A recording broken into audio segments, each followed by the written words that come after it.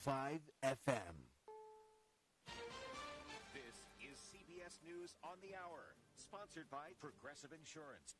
I'm Jennifer Kuiper. Mark Fogel has just landed back in the United States at Joint Base Andrews. The American teacher has been released by Russia after 3.5 years in prison for a minor offense, having medical marijuana in his luggage.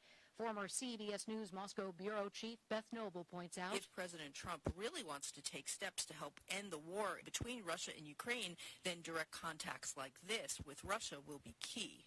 At the White House, President Trump has welcomed Jordan's King Abdullah. CBS News Middle East expert Courtney Keeley says it comes as Trump pushes his plan to take over Gaza. General Sisi and King Abdullah are key allies, and neither one of those countries are interested in taking in Palestinians. But it's a tightrope walk to negotiate and speak with President Trump about this, who keeps reiterating this over and over again. In the Oval Office, Trump and Elon Musk defend Musk's recent actions involving the non-governmental DOGE task force. Musk telling reporters, we're not trying to sort of right-size the federal bureaucracy, just make sure that this, obviously there need to be a lot of people working for the federal government, but not as many as currently. President Trump has signed a new executive order aimed at shrinking the federal workforce. It looks pretty, but the snow that has been falling in the mid-Atlantic states and the white stuff to come tomorrow in the Midwest requires plowing and shoveling. Our Jim Krasula reports. Winter storm warnings for heavy snow, sleet, and ice are posted from central Kentucky to southern New Jersey. The Washington, D.C. and Baltimore metro areas will see several inches of snow. These people stocked up ahead of the storm in the town of Seaford in lower Delaware. Just to make sure that we have, enough of the regular, the bread and the milk and stuff. Getting food, everything you would need. The shelves are picked over, lots of juice gone, no eggs. A second developing storm has prompted winter storm advisories, watches, and warnings from Colorado to Michigan. In Southern California is in for heavy rain. Many children in the nation are struggling to recover from academic losses during the pandemic. CBS's Allison Keyes. Report co-author Professor Sean Reardon at Stanford says students today are still well behind where they were in 2019. He says in the most affluent districts, a lot of the students have caught up, but the poorer and the middle-class districts are still well behind where they were in 2019. Researchers at Stanford, Harvard, and Dartmouth say chronic absenteeism has slowed the recovery and is still a problem. Rapper A$AP Rocky, the father of Rihanna's children, will not testify at his trial on 2 felony counts of assault with a semi-automatic firearm. His legal team argues that a gun he fired in a fight with a former friend in 2021 was a prop that only shoots blanks. A$AP Rocky could get up to 24 years in prison if convicted. Closing arguments are Thursday. This is CBS News. A riddle brought to you by Progressive Insurance. What do your home and auto have in common? Progressive protects them both. It was an easy riddle. Learn more at Progressive.com. If you have unfiled taxes or are in debt to the IRS, this is important news. Did you know the IRS has programs specifically designed to help people struggling with tax debt? Powerful tax assistance programs that can save you thousands if you qualify. No one knows these programs better than the experts at Optima Tax Relief, America's most trusted tax resolution firm, A-rated by the Better Business Bureau. Their award-winning team of tax attorneys and licensed professionals have resolved over $1 billion of tax debt for their clients. One call to Optima can start the process, helping to end your worries about wage garnishment, asset seizure, and other IRS actions. Make sure you're getting the best options to solve your tax problems. Call the experts at Optima today for a free confidential consultation. Call 800-343-6460. 800-343-6460. 800-343-6460. Optima Tax Relief. Some restrictions apply. For complete details, please visit OptimaTaxRelief.com. President Trump said he was going to do it, and now Google Maps has obliged. CBS's Matt Piper on the change. The Gulf of Mexico is now called the Gulf of America for Google Maps users in the United States. That keeps with the terms of President Trump's controversial executive order to rename the body of water. Google says it has a long-standing practice of applying name changes when they've been updated in official government sources. But users in Mexico will continue to see the basin's earlier title, the Gulf of Mexico. Google says its Maps users everywhere else in the world will see both names. Matt Piper, CBS News. The Associated Press reports the White House blocked its reporter from attending an event in the Oval Office after demanding the news agency alter its style on the Gulf name change. The U.S., UK, and Australia have sanctioned a Russian web hosting services provider and 2 Russian men who administer the service in support of Russian ransomware syndicate Lockbit. Jennifer Kuiper, CBS News. Good afternoon. Nothing but the best. Wave 105 FM. Good afternoon. It is 2:04 p.m. and that is your time check on the bright side on Wave 105.1 FM. Hafa Adai, Guam, Johnny Atulai here, inviting you to tune in to Vet Talk Show every Wednesday from 6:30 p.m. to 8 p.m. Join the wave of conversation where Miss Bobby and I address veterans' concerns and benefits for you, only on Wave 105.1 FM. You are tuned into Wave 105.1 FM on the bright side with Pauly Suba every weekday from 2 p.m. to 6 p.m. You can listen to us on our website, thewave105.com, or watch us live on YouTube, Wave 105 Guam. If you want to reach us on the line, please call us at 671-922-1051 or 1052. You can also text us on WhatsApp at 671-922-1051. The Bright Side is brought to you by Chili's Grill and Bar. At Chili's, more life, great food, and memories happen here. GTA, we start with you. Local Jerk, spice up your life with the hottest jerk to hit your mouth. Follow Local Jerk 671 on Instagram and Facebook or visit localjurkguam.com. Micropack, find your perfect match at the Made for Each Other sale. Follow Micropack 671 on Instagram and Facebook for more info and updates. Sherwin-Williams is hiring inside and outside sales. Apply in person Monday to Friday, 8 a.m. to 5 p.m. Call 671-646-8050 or email your resume to sw@pri-guam.com. Subway, eat fresh in just a few clicks. Order online at subwaypacific.com for pickup at your convenience or for delivery right at your doorstep. Online ordering at subwaypacific.com is powered by Good to Go, we deliver. At Subway, you gotta refresh to be fresh.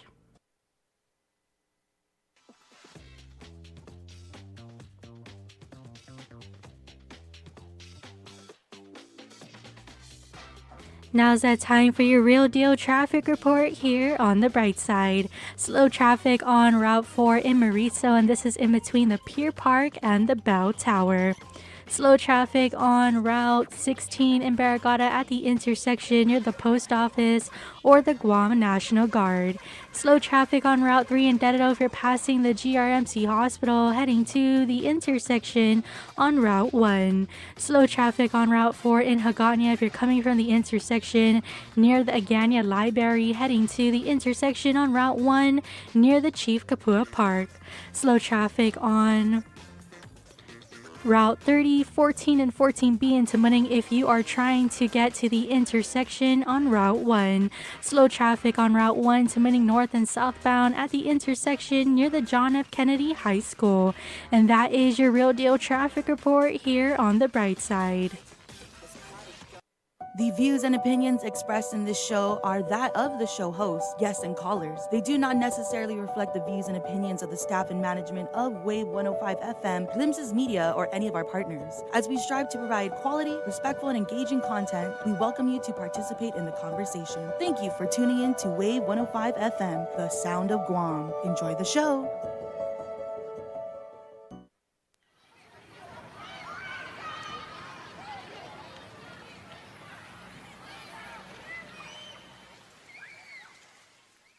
I ran into this girl the night before. She reminded me of a golden shore. She was nothing like your average girl next door. She liked DVDs, tattoos, and Paramore. She'd say half a mile ago, por favor. And I'd say side dispenser to Gaigi color. She'd paint colors round the galaxies and more. I ran into this girl the night before. Welcome to it. Another bright side right here on Wave 105. 671-922-1051 is the number, or 1052. We're online, thewave105.com, as well as our YouTube channel, Wave 105.1 FM Guam. Biba Metkalis, it's Wednesday. Glad to be here. There's a couple people that we're going to be reaching out today. Later on in the 3 o'clock hour, the director of the Division of homelessness and poverty prevention, Rob Sanagustin is going to be on with us. And then obviously we're going to get Mr. Senyok Kori Lezama of the University of Guam Tomorrow Studies. He's going to do a full hour of tomorrow from 4 to 5. And yes, there was some questions that were going around, right, that ended up, people were forwarding me some of these questions. Can you call in and not speak tomorrow, but ask for clarification of tomorrow words or tomorrow phrases, how to say certain words? Absolutely. Senor Cody Lezama said he would love to do that for you. So again, that's for the whole hour between 4 and 5. And then former Congressman Dr. Robert Underwood is going to be, we're going to be calling him in the 5 o'clock hour. Talk to him about a number of things. He was out in Washington, D.C., and with a number of think tanks, and also attended some events, spoke as the chairperson of the Pacific Center for Island Security. And also he was just on today at the Hilton. He might still be there. Speaking to the Rotary Club of Tumon, I think. It's one of the Rotary clubs. But we will be talking to him in the 5 o'clock hour. Let's see here. We're just like days away from Valentine's, right? He says that's something you celebrate? You celebrate Valentine's? With family, yeah. Mm-hmm. Are you a softie for romance? Not really. No? Like, I don't expect. Right? Yeah, I'm grateful for whatever. Yeah? Yeah. Simple then. Simple. You're a simple girly. Yes. What about rom-coms?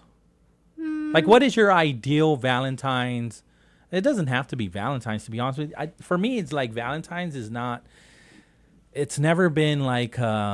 because it's for everybody. Yeah. It doesn't feel as special. But, of course... I can't read my wife's mind, so I'm like, I don't know if she says she feels like that, but yeah. I'm just not going to take a chance, and I'm still going to do something on Valentine's. Yeah. Right? True. Because that's just terrible to be like, you know Some what? Some ladies tell you they don't want, but then they might want. Right? Yeah. Right? Depending on the day and the mood. So you just gotta cover all your bases and still plan something, right? And even small gestures are good. Yeah. Yeah? Yes. Okay. So again, what would be like your ideal, like no expectations Valentine's Day? I would say like... Or have you ever experienced one? Yes. Yeah? But I would like... I don't care for chocolates or flowers or like romantic dates. Okay. Even if you could just like clean the house and like massage my feet. There you go. Then I'm happy. And cook dinner, and then that's all. There you go. I like that. Yeah. I'm trying to think. Yeah, because the restaurants are so, booked. Yeah. Yeah. They get filled up real quick, and then everybody's like with their... That's the reason why. To be honest with you, she's not listening because she's at work. To be honest with you, it's one of those things, too, when you walk into a restaurant and you go get seated and you just see all these flowers everywhere, balloons everywhere. Yeah. Like, I get anxiety. Real? Like, being out, like, yeah. I wonder if it's been a while. I get overstimulated. Yeah. I understand. I get it. I'm trying to remember because I think the last time we did something like that actually was pre-COVID. Oh, no. I think Prego is not open anymore. Weston is one of my favorite spots. It's very quiet. I felt like it was a hidden gem. There's even the Japanese restaurant that's there. I forgot. Not a lot of people. It's never really busy, and even on a Valentine's Day, there's a few people, but it's not loud. It's still very romantic, especially when you go there around sunset, and the way the tables are set, you still have the glass windows, and you look out and you can see the ocean, the sunset. It's a really good spot. And I know a number of hotels have those those spots, right, where it overlooks the ocean. But the way the Westin had it, that specific restaurant, it was at a very good vantage point. It was higher than most. A lot of times the restaurants and hotels are in the lobby, Yeah, right? true. Yeah. Yes. And so you don't necessarily see the ocean from the window. You're right. Yeah. But the Westin did. Even at the Japanese spot. Is it Neaton? I'm afraid to say the name because I'm probably going to get it wrong. But the Italian restaurant was Prego, and it was very good. I don't know if I don't think they're around anymore. And so I remember the last time we went for Valentine's was there, and it was post COVID. I think we were still kind of in the pandemic, so people were still somewhat afraid to like go out, so it wasn't that crowded. And I think also they had to lessen the amount of reservations at the time to do that because we were still in a pandemic. So it actually even made it more intimate because there were less reservations that they could take. Mm-hmm. Yeah. Let me see here. Chocolates, flowers. I'm not an expensive chocolate girl. I like the cheap chocolates. Okay. Because the expensive ones are like kind of rich. Yeah. And then like I need water to rinse Yeah. down my throat because it's so rich, the chocolate. Is Ferrero Rocher still is that an expensive chocolate? Yeah, I would say. I used to think it is very very high class chocolate, but I started seeing it at Ross, so I'm like, is it? Never mind. Is it? So I don't know if it is. I always, as a kid, I was like, ooh, the fancy chocolate because it's got like the gold wrapper, right? True. And then it's just got this crunch. To me, it's like fancy Kit It's like Kat. a cocoa ball. Oh yeah. A cocoa bomb. There you go. Yeah. So the way they package it definitely looks more fancy, right? Yeah, even on Christmas, they have the Christmas tree shape. That's box. right. That's right. But I'm told, nope, that's not That's not fancy enough. That's not fancy enough. You got to get that German chocolate. Got to get the chocolate from Germany. I'm like, oh, okay. Chocolates, flowers, I'm not. My wife is not necessarily a flower girly. Do you have a favorite flower? No, because I'm not a flower girly either. Yeah? What about if somebody were to get you like a latte or something? Like coffee? Yeah. I like a caramel latte. Caramel latte. Yeah. Somebody were to get you that. Does that go for? That's actually like something that you prefer over flowers, roses? I cannot even really drink coffee either. Really? I get it triggers my I get anxious. Okay. I get shaky. I get nervous. So you don't drink coffee? No, I don't. I used to. Okay. But then it just made me nervous. Huh. I freak out. Maybe because it makes me hyper that it makes me freak out that I'm too energized. Okay. Yeah. Understand. Do you need any kind of supplement to wake you up? I like this drink. What is it? What is it? Turn it around. Mela. Okay. Yeah. It's a watermelon water with passion It's just fruit. water? So it doesn't It's natural sugar, no added sugars. Okay. Yeah.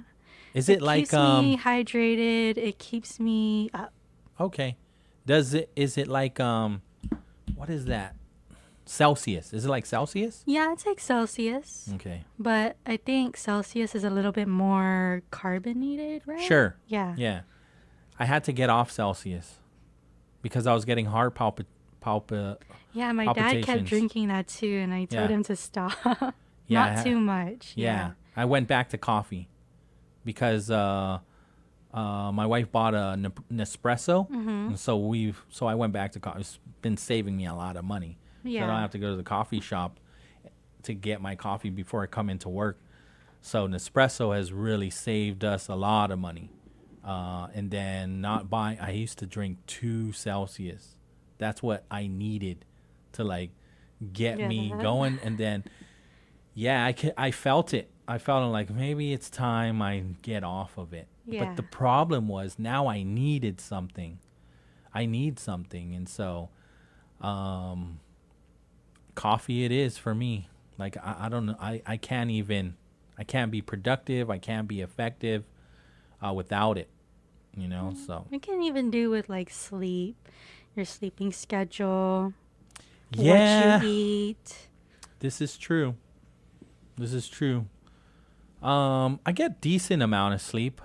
If I had my way, I would get 9 hours of sleep, but my schedule. That's Yeah. a good amount of hours you're actually supposed to average. Yeah, between 6 and 7.5 is what I'm getting. And yeah, if I could do 9, I'll take 9, but my schedule just doesn't call for it. Maybe when my son gets out of high school, I could sleep in a little bit longer, but not right now. I'm trying to think. Yeah, so I remember my fond memories of Valentine's are when I was in elementary. Me too. Those were fun. Right? You get all the love from all your classmates and all the treats. Yeah. Everyone felt special that day. Yes. Because you went and you got like a Teenage Mutant Ninja Turtle. Yeah. Or Transformer Valentine's cards, right? Yeah. And even if the parents couldn't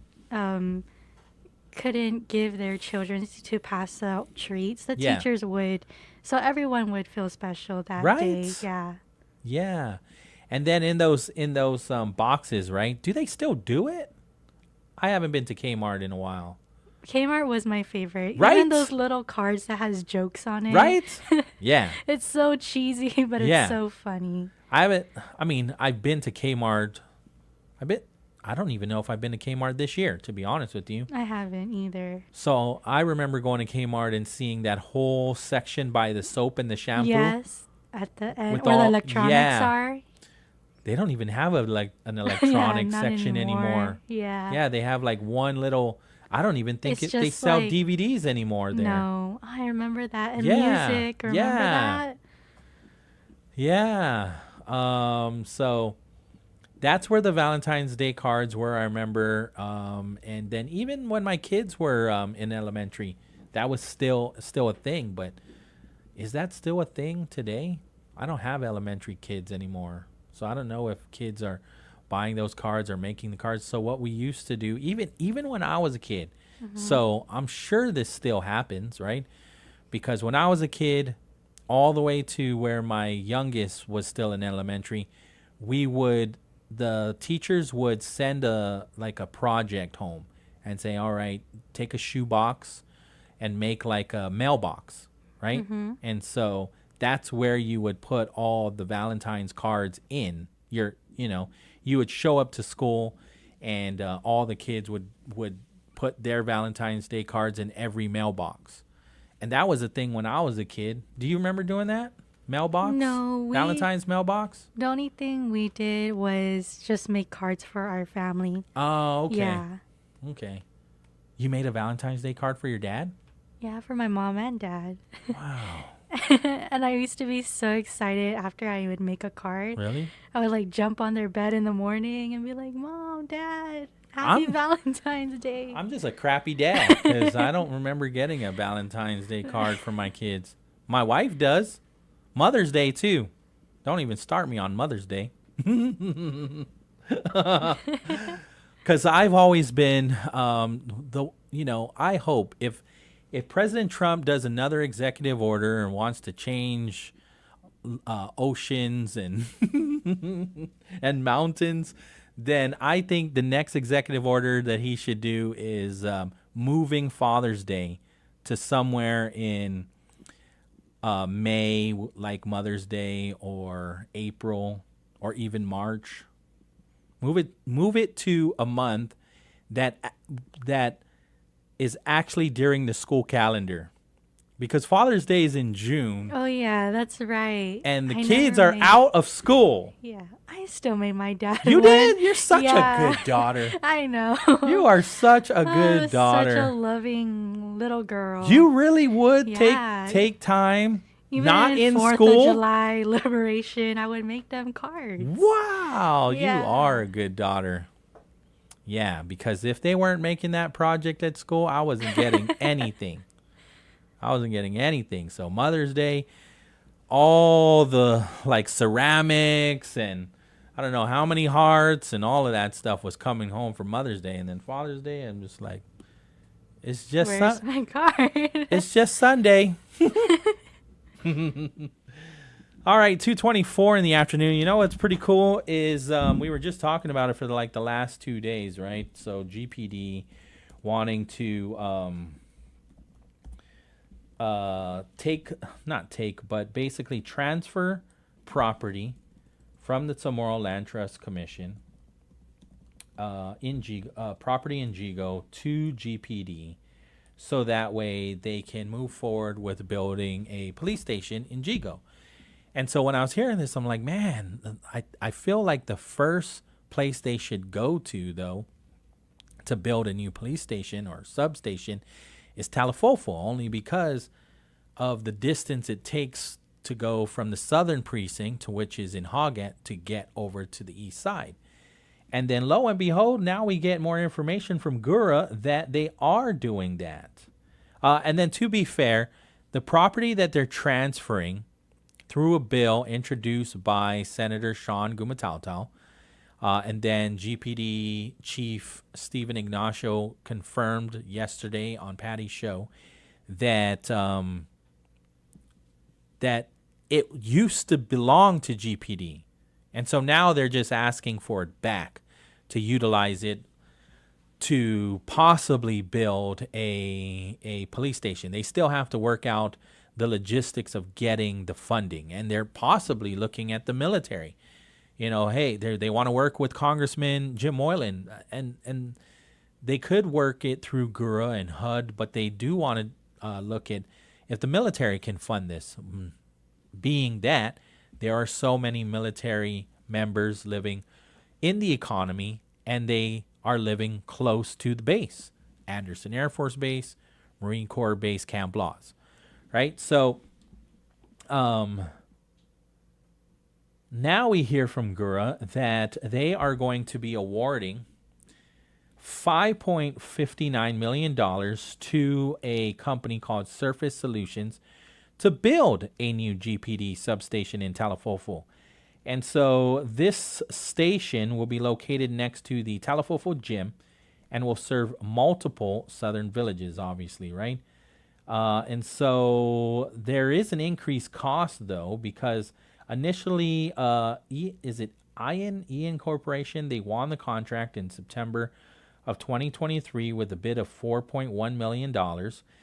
Then Surface Solutions protested the award, leading to review, the rescinding of the contract, and then a new bidding process. And then as a result, costs increased to over $1 million due to the project delays and market changes.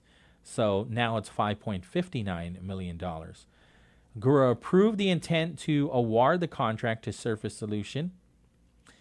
And then some of the other competing bids, Eastern Pacific Engineering Construction, they bid $7.86 million, and then Art Construction LLC bid $12.27 million. And Gov Guam originally estimated the project would cost about $6.29 million. And then the final awards were Surface. Then the final award went to Surface Solution. And then, so as far as the construction timeline is concerned, Surface Solution has 60 days to complete the design phase. Construction will take 540 days. That's about a year and a half after building the permit. After the building permit is issued. And then if the original 2023 contract had gone forward, the substation would have opened this year. So the facility will be 6,600 square feet, will include offices and accommodations for police personnel, parking, locker rooms, temporary holding cells, interrogation rooms for questioning suspects as well. And so this substation would service the villages of Talafofo, Asan Maina, PT, Hoggett, Humatec, Malesu, and Lahan. And so right now, the southern precinct is again located in Hoggett. And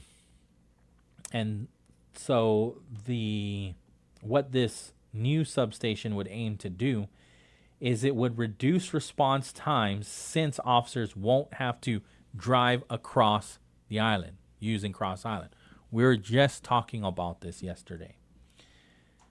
And so again, Gura awarding $5.59 million contract to Surface Solutions for a new police substation in Talafofo. The costs have increased by over $1 million due to the successful protests and then the contract rescission and rebidding process. The construction, again, will take about a year and a half after permitting. The substation will, again, it has been awarded to Surface Solutions with the contract, winning the contract over two other companies. And one of the highest bids in this whole situation was $12.27 million. It's 2:30 in the afternoon. I guess we'll go ahead and we'll take the break now. On the other side, there is a press release that Congressman Jim Moylan has released. And the title is President Trump's Intent to Abolish the U.S. DOE. So we'll get into that. It's pretty short and sweet. Actually, I'll just share it with you now. So the release from Congressman Jim Moylan talks about that discussions on abolishing the Federal Department of Education are not new. He said they were initially brought to the table in 1979 during the administration of the late President Jimmy Carter and have been resurrected numerous times over the decades and different administrations. The concept is simple. Remove the federal bureaucracy and move federal funding to the states and territories that have a better grasp of the education needs of the students in their district. While the Trump White House has not yet provided much information to Congress on its plan to abolish the federal DOE and what it entails, we have been informed that most funding for indigent families or underserved communities, including in the territories, will not be gravely impacted. The efforts would empower state and territorial school boards to adopt curriculums instead of being mandated to accept federal standards in lieu of securing certain funds. The other objectives of the abolishment include removing the red tape of federal bureaucracy in getting funding to local districts and creating more significant opportunities for school choice options. As for my position on the issue, this is Congressman Jim Moylan talking, we will have to wait and see the actual plan, how it would impact Guam, and if the executive order is held in a court of law. As a House Education and Workforce Committee member, I will continue to advocate for federal funding for our students. There's a lot to unpack there, right? And there's reason to be concerned. Is GDOE prepared? Can they take up such? Can they take up this responsibility? Because it's not like if Congressman Jim Moylan is saying all of these things, best case scenario, the funding just goes right to GDOE. And they have it all set up already, right? The way the central office is already set up with their program managers managing certain divisions within GDOE that focus on certain programs that are federally funded, then that's best case scenario. But there's concerns about about how ESF funds have gone, educational funds too, federal funds and grants. There's concerns that it's been difficult to manage those funds. The ARPA funds too. So there's valid concerns.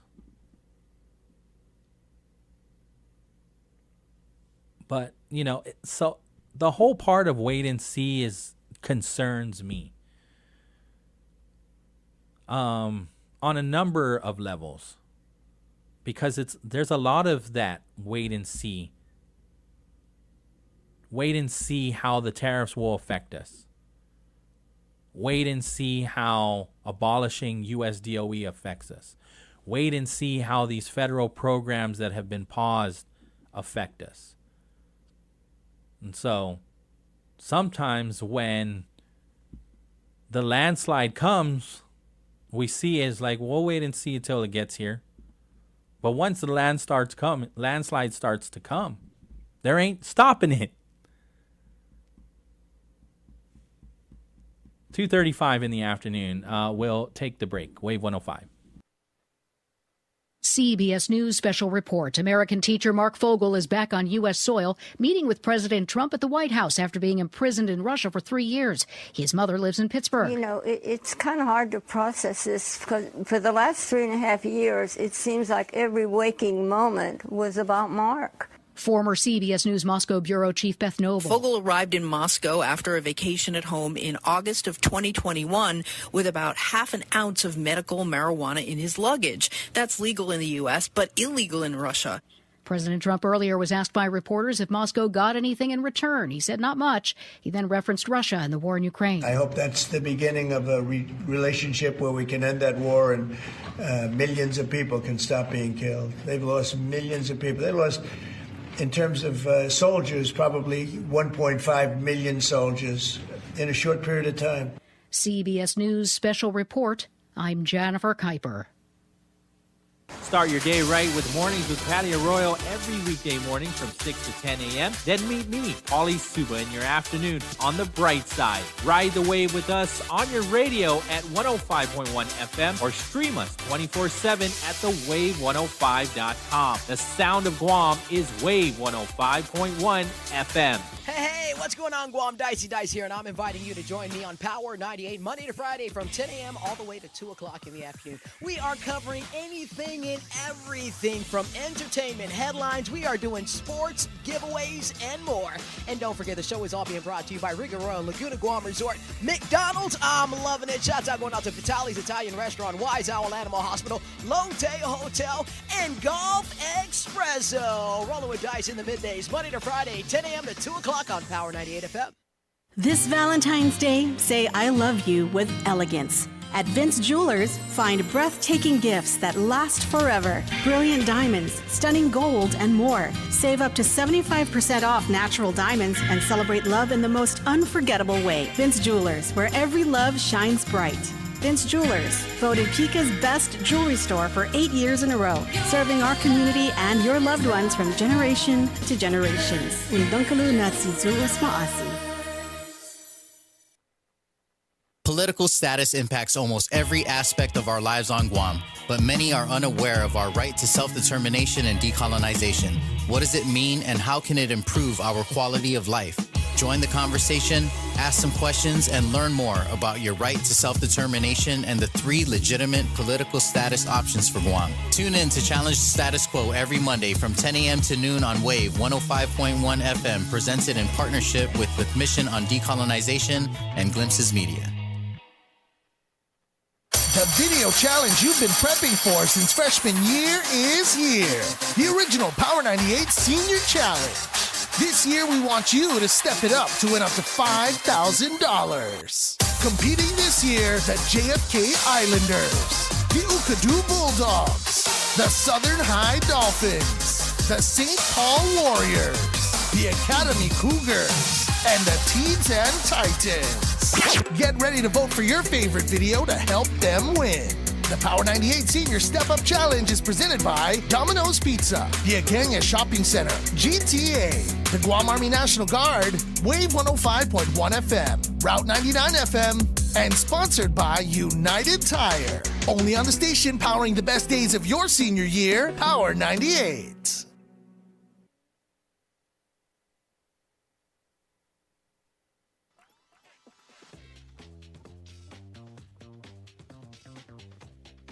Now's that time for your real deal traffic report here on the bright side.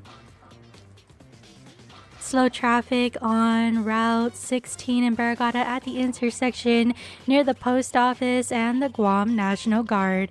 Slow traffic on Route 3 in Dededo if you're passing the GRMC Hospital heading to the intersection on Route 1.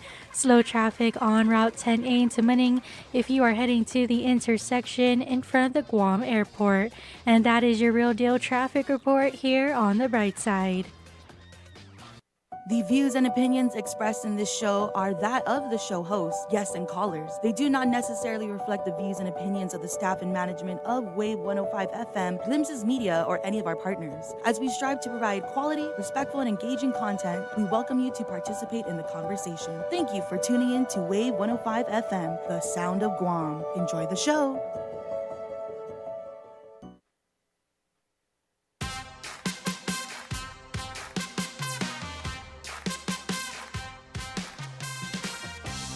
Welcome back to the Bright Side right here on Wave 105. We're going to go to the phone lines now. I believe it is the Superintendent of the Guam Department of Education, Dr. Eric Swanson. Hafa Adai. Hafa Adai, Superintendent. How you doing, Pauly? I'm doing well. I received, I'm pretty certain you are listening. I received a release from Congressman Jim Moylan on basically what the executive order would be to eliminate U.S. DOE, right? And so, are you able to share more insight how your program directors, managers that are overseeing federal projects, how that can all transfer over at a smooth with a smooth process? Yeah, I can. Yeah. I mean, we're not working from that premise at this point, but the politics and the rhetoric and then what has to happen to make this occur is not going to be a quick process because only Congress can do it with the department. They created it; they can take it away. Mm-hmm. That said, if block grants go to the states and the territories. They're already set up to handle federal money. Yeah. And the assumption is there's always going to have to be some kind of accountability back to whatever agency the government provided. So it's not like here's your free money, do what you want. Right. That doesn't happen. Who will you be responsible to? Who will you be answerable to? To Doge? We don't know yet, right? We don't know yet. Don't get me started. I will tell you the plan is there is no plan. At our level there is, but at the federal level, I'm sorry, this is shock and awe. How much confusion can we create to see how much the American people will tolerate before they put the hammer down? So we'll see. Now, let's say, for example, we did get a block grant. Okay. If that comes to the school system, of course there are legal parameters that go with it. It never just comes without strings. I don't care how it was authorized. And there's a reporting system. We're already built for that. We have the accounting system. We have an internal audit system. We have the public auditor. My concern is where in the territorial government would this money be forwarded to? Would it be to the board? Or would it be to the governor? And depending on who's in the governor's office, the money may or may not make it to public education. Well, how did it work out with ARPA? Because GDOE, and you weren't here though, but GDOE got a separate ARPA funding. How did it flow to GDOE that time? And I believe it was President Trump at the time that did that too, right? There was two, Trump and then Biden sent money over. No, he did ESF 1. ESF, that's the stabilization fund. Right, that's the first one. Okay. The ESF 2 and all of this came to us through the U.S. Department of Education. Okay. And so the reporting and the recording of how it's expended all happens through that department. They have a whole division of people. That's all they do is monitor the grants. And there's all different kinds of Department of Education grants. For example, we already know that some that go to UOG have been curtailed. Yeah. And they're in different compartments. departments. So the ones that we got, the ARPA and ESF funds, we report to the same group of people. They evaluate everything we're doing, either approve or disapprove, and then you don't just get the money. The money's put in an account. We have to draw against that account, and so when we make a draw, we have to specify what it's for, what the authority is, and then that's verified and approved at the federal level before they release the money. Right. And then they release it, and it's a direct ESF deposit to our bank accounts here on Guam. So, but then we still have to report to our own internal audit folks. They look at all of this material constantly. Mm-hmm. That's how we got off the high-risk group, because we developed that office in our hierarchy. And then the part is the public auditor has a run at it too. Right. We have to submit all of our expenditures, whether they're locally generated or federally generated. And the auditors right now, Ernst & Young is doing the audit of our 2024 budget, which includes the federal dollars as well as local dollars. So what about like programs that when I hear DEI, I think of education for ESL. I think of Head Start. I think of one-to-one. Are those programs at risk of losing funding? Well, at this juncture, no. But remember that, and if you want to look at the blueprint for how this is being put together at the Washington level, it's back to Chapter 11 of the Project 2025. That's the script they're following. So special needs students with all of that money used to be Department of Health and Human Services. It goes back. That's the plan. Now, there's all different levels of disabilities that are funded through those programs, and that's the part that hasn't been thought out at the Washington level at all yet. Because before the 70s, when we got special education funded in the Americans with Disabilities Act and all of that, before that happened, students with severe motor skill needs were not in service in public schools. They were just left on their own. Whatever their family could afford, they got. So we don't want to go back there. Right. Right. We're providing. We have some students in our schools that are medically fragile, that have severe, intellectual deficits, but we're still able to serve them and provide the support and growth that they can manage and handle. So then when you go to Head Start, that's a different fund entirely. That's Health and Human Services money. That's not U.S. Department of Education money. Okay. And what about English as a second language? We better continue to fund it. And I heard they already want to cut ESL because the assumption that's being made politically is if you don't speak English, you must be a bad person and we don't want you. Right. But that's not the case. All those Northern European immigrants that look just like us, white people, they don't speak English either. Yeah. So you're transitioning everyone into speaking English, not just brown people, but white people and everybody else in between. But for our community too, I'm worried about our neighboring islands, right? Because they have a first language, and then English is their second language, and the negotiations with their countries with the United States should protect all of that. But I'm a little concerned, does it protect them when it comes to the English as a second language programs within GDOE, within DOE? Well, here's all I can speak for is what you're locally. We know who all of our customers are, and they're from here on Guam, and they're from all around the Pacific Rim. Yeah. And we're going to serve them the very best way we can. And if we're going to otherwise you have to offer curriculum in 6 different languages.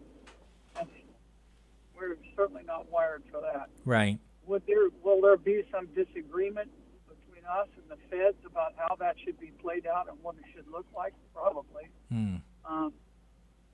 But my commitment is we serve all the kids, period. And they have to be able to gain power in English, or they're kind of left out, and that's not what we want. Right. Right. And then so, I mean, I hear your frustration, right? Because you said there's no plan on the federal side, but how are you and your team preparing for the fact that there is no plan on that side? Well, the first thing we're doing is we're staying with the idea that we are going to have the funding that we currently do. So I have resources that I can still draw down against the money that has been, because we obligated all of our ARP money. Now, what that means is there's projects keyed against it that won't be paid out until probably January or February of 26, but we've already got those approved. And it's because, for example, the refurbishment contracts, the contractor's not even looking at being done till December of 25. So we can draw against that money and pay those contracts out as they mature. Now, if there would be a movement to not pay out that money that's already been approved by Congress, and this is, again, money that's already been appropriated. If there was an effort to pull that back, the chain reaction here on the island and everywhere else in American education would be pretty severe, because you've got, for example, we have 12 major refurbishment contracts that are in operation right now. That means work would stop and they wouldn't be finished. So at this point, we have the funding. Mm-hmm. We have the wherewithal to complete those. But what comes after, we don't know that. Right. Because the feds haven't defined what is going to be even considered. The school choice thing, there's an assumption being made politically that we are organized the same way as school systems in the states are when it comes to charter schools, and we are not. So school districts in the states are the ones who grant the charter for charter schools inside the space of their school district.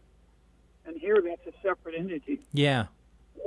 So it's the rules of the road are quite different on Guam, and I don't know about the other territories, but I'm assuming that they could be just as divergent as well. So, the folks that are pushing the buttons on this, and then I read the press releases I've seen, are more filled with the same political rhetoric that ran up to the election and all the buzzwords and hot button things to get people jumping up and down. And they don't really have much substance. So it's a little bit difficult to read the tea leaves on that one. Sure. So, but what we're doing, what I have said is, look at our consolidated grant. Because, see, we already get a grant.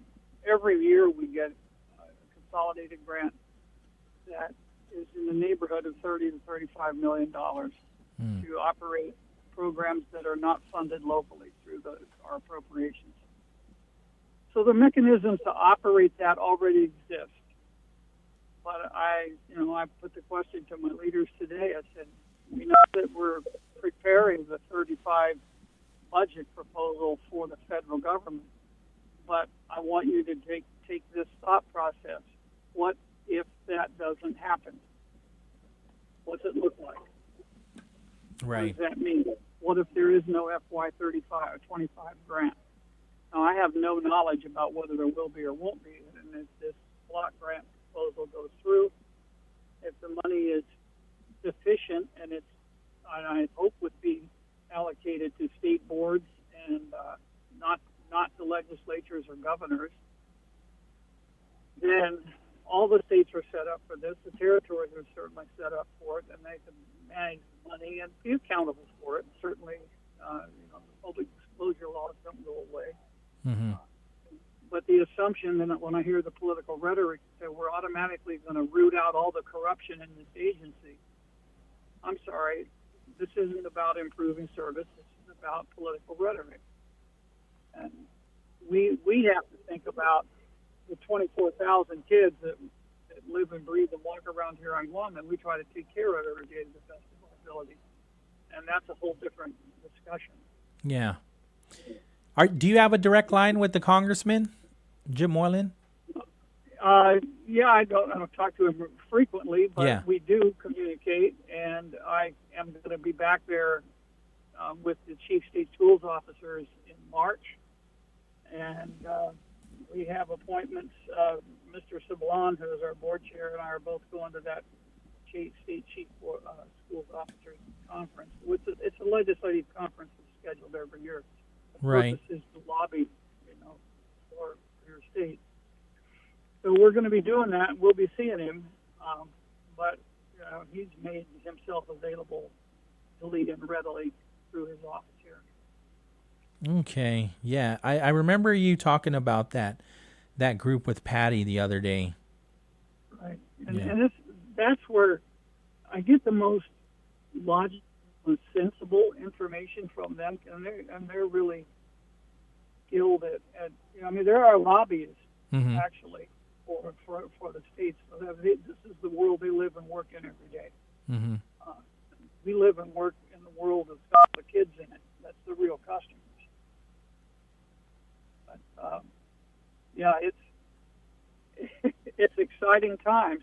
And I will say that, some of my employees have reached out to me and said, we're really worried. Sure. What's going to happen? And I wish you could say with certainty what is going to happen. I would much rather know what we're up against and then figure out a plan to work our way through it. But we're not there yet. Like I said before, the people that are, and I've used the analogy before, and you may have heard it, sometimes you think the lunatics running the asylum. This is all political action to see how much we can stir up early on. Yeah. It's working. Now, how are people going to respond to it and what kind of thoughtful work will come out of it? That remains to be seen. Yeah. Well, it's comforting to know that you guys are having these conversations, right? I think there was an editor's note on the PDN basically advocating that our leaders here on this island better be prepared. Oh, absolutely. Whatever it is and whatever it's going to be, it's not going to be the same thing 6 months from now. That's for sure. Mm-hmm. Yeah, well, thank you so much for calling in. Thanks for having your ears to the radio and addressing it directly here on the radio. So I appreciate this. Yeah, I'm just on my way over to meet with my board chair, so I wonder if he's been listening. Yeah, I was having a conversation with him too, and I think it was last week, if not Monday. Time's just flying by. He's also on the understanding that the funding would still go to you, but there are still many questions, right? Is it going to go to the governor? Is it going to go to your board? Will it go directly to you? Because this is a different monster than the pandemic. So, like you mentioned earlier, USDOE was still managing those funds and communicating with you. If they're abolishing USDOE, then who are you going to be communicating with? Right now, I would tell you that if it's special education, it will be Health and Human Services. Yeah. If it's food service and school lunch, it's going to be the Department of Agriculture. And we already do some diversity of grants anyway, so we can tool up for that. We just need to get a picture of what it's going to look like. Mm-hmm. All right. Well, thanks so much for clarifying some things. I appreciate this. All right. Thanks. Take care, Pauly. I got to go. All right. Say hi to Chairman Angel Sablon for me. I will. Okay. Thank you. Adios. 2:59 in the afternoon. We got to get out of here as well to make some room for the other side of the CBS News in the 3 o'clock hour.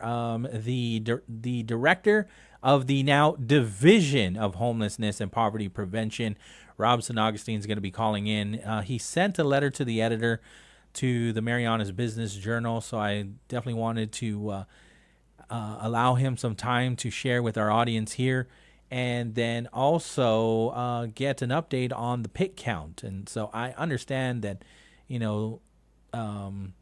we might not have all of those numbers right away, but whatever information that he can share, I'll definitely take, and I appreciate as well. I'm sure our audience will appreciate it too, to get more insight on how that all worked out, or how that is all working out, if that's still fluid. 3 o'clock on the dot, KGUM FM in Hagåtña, Guam. KGUM FM, Hagåtña, Guam. The sound of Guam is Wave 105 FM. This is CBS News on the Hour, sponsored by O'Reilly Auto Parts. I'm Jennifer Kuiper. After spending over 3 years in Russian captivity, I feel like the luckiest man on earth right now. American teacher Mark Fogel is welcomed back to the U.S. by President Trump and others at the White House, including House Speaker Mike Johnson and Secretary of State Marco Rubio. Fogel saying, I want you to know that I am not a hero in this at all. And President Trump is a hero. These men that came from the diplomatic service are heroes. The Pennsylvania teacher was held in Russia since 2021 after medical marijuana used for chronic back pain was found in his luggage. President Trump also used Fogel's arrival to make another announcement. Somebody else is being released tomorrow that you will know of, but we wanted to get this done. Very important.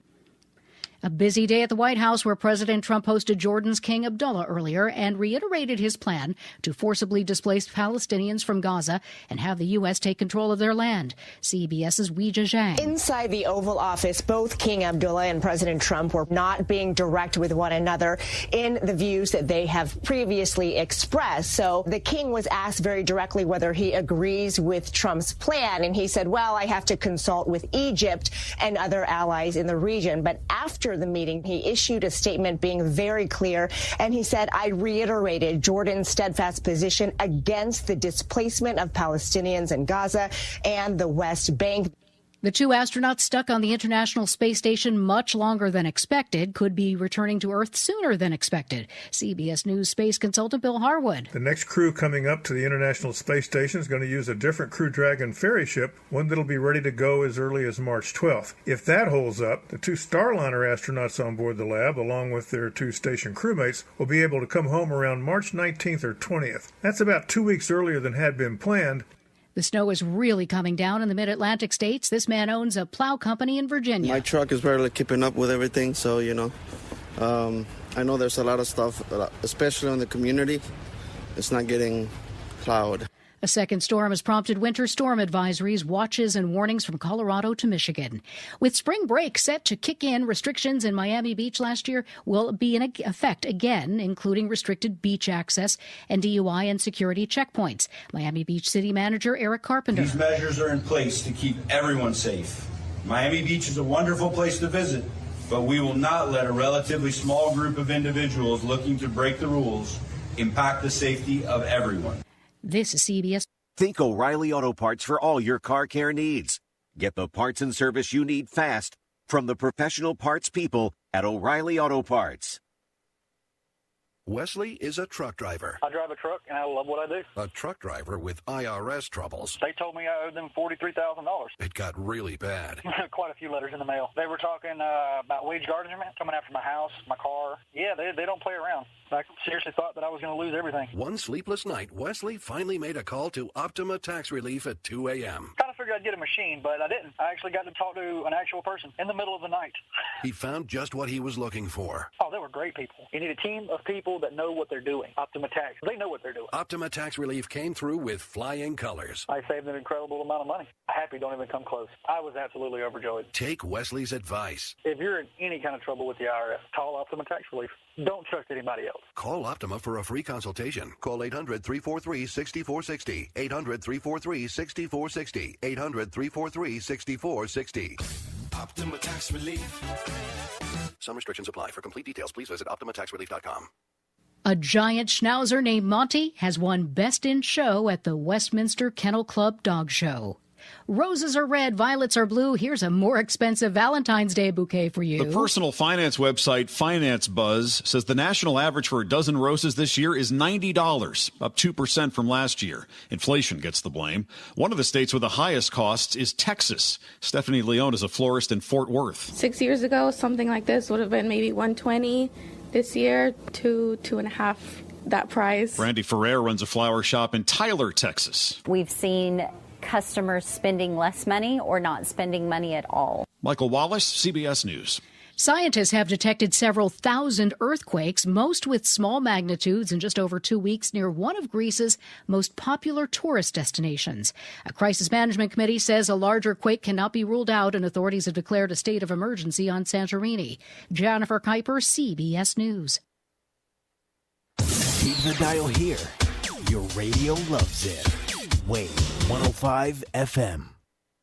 Good afternoon. It is 3:05 p.m. and that is your time check on the bright side on Wave 105.1 FM. Buenas and Hafa Adai. EduQuentus is now every Thursday from 10 a.m. to 11 a.m. Tune in at 105.1 Wave FM to listen to EduQuentus. EduQuentus is a special initiative by Guam Department of Education dedicated to shining the light on the incredible achievements of our students, teachers, and staff. Once again, join us on Thursday from 10 a.m. to 11 a.m. on Wave 105.1, the sound of Guam. The Bright Side is brought to you by Chili's Grill and Bar. At Chili's, more life, great food, and memories happen here. GTA, we start with you. Loco Jerk, from our family farms to your family table. Savor the freshness. Follow Loco Jerk 671 on Instagram and Facebook or visit locojerk.com. Micropack, find your perfect match at the Made for Each Other sale. Follow Micropack 671 on Instagram and Facebook for more info and updates. Sherwin-Williams, ready for a fresh start? Sherwin-Williams is hiring inside and outside sales. Visit us in person Monday to Friday, 8 a.m. to 5 p.m. Call 671-646-8050 or email your resume to sw@pri-guam.com. Join our team today. Subway, eat fresh in just a few clicks. Order online at subwaypacific.com for pickup at your convenience or for delivery right at your doorstep. Online ordering at subwaypacific.com is powered by Good to Go, we deliver. At Subway, you gotta refresh to be fresh.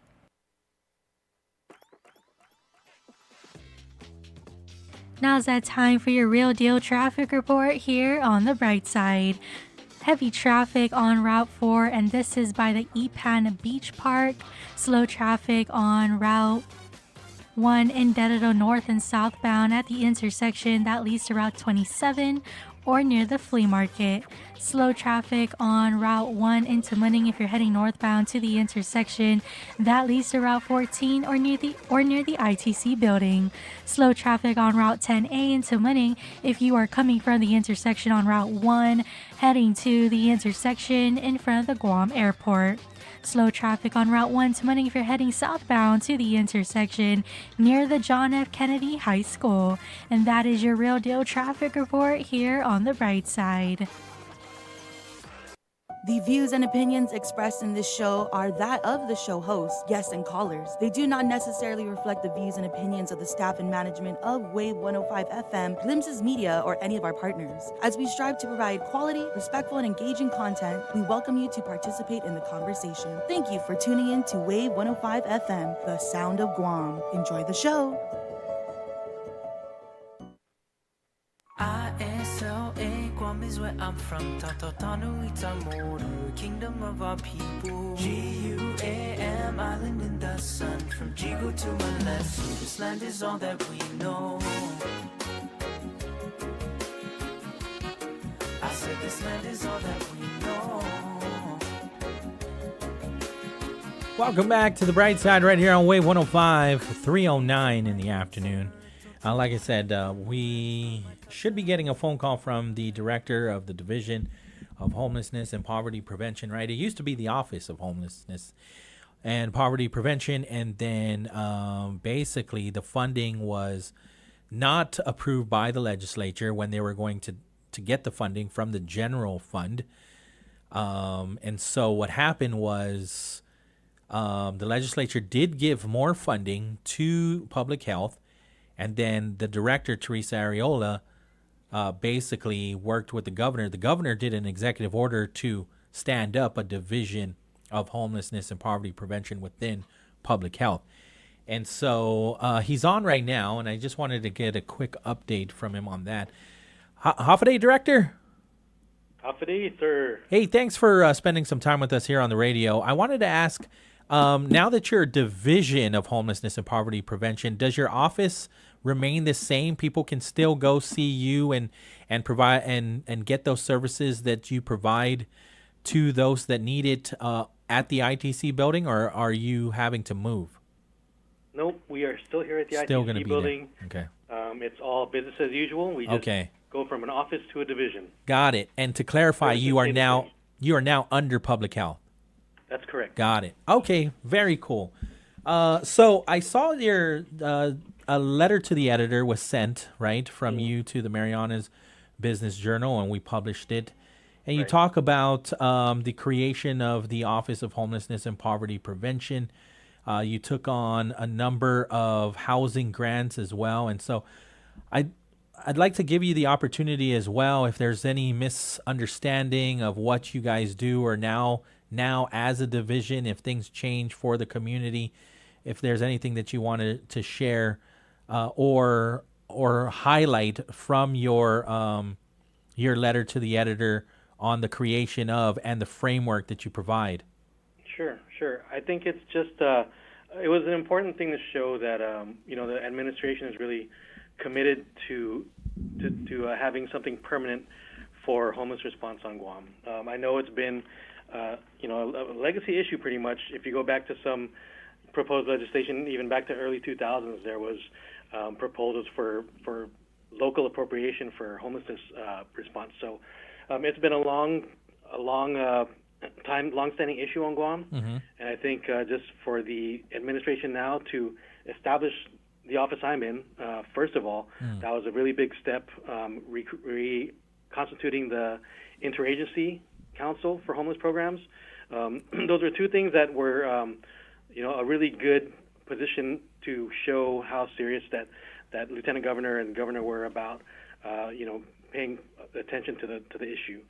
So I think just for me, when he asked me if I wanted to head up the office, I think it was just a really good opportunity to take a look at what's going on and reach out to our partners that were there. Me getting to know like Guam Homeless Coalition and everyone else, all the other agencies that are involved with the response, and even the mayors. It was a really a good chance to kind of refocus things, recalibrate everything, and put a really good, put the pieces in place for a permanent movement to happen here on Guam against homelessness. So since that started, we had the opportunity to look at properties, and so I think that's having a bed at night and create our own inventory that the government can have is really important, because we won't be fighting against the market, trying to pay rents that are way over what the programs can pay for, or just even having a place where it's emergency shelter, even because that's limited also based on funding from other nonprofits. So even having that, it shows that there's really good things happening and a good basis for growth for the division. And then now that we're under public health, it connects us even better with vital statistics and SNAP and everything, so that we can almost become a one-stop shop. Sure. And connect everyone to services quicker and more efficiently. Right. I like that you mentioned that. So to clarify, like Bed at Night and then the Anigua Apartments, that's going to be government property? Are you still having to lease the property? No, those were actually. So Gura acquired the Tamuning warehouse for the Bed at Night.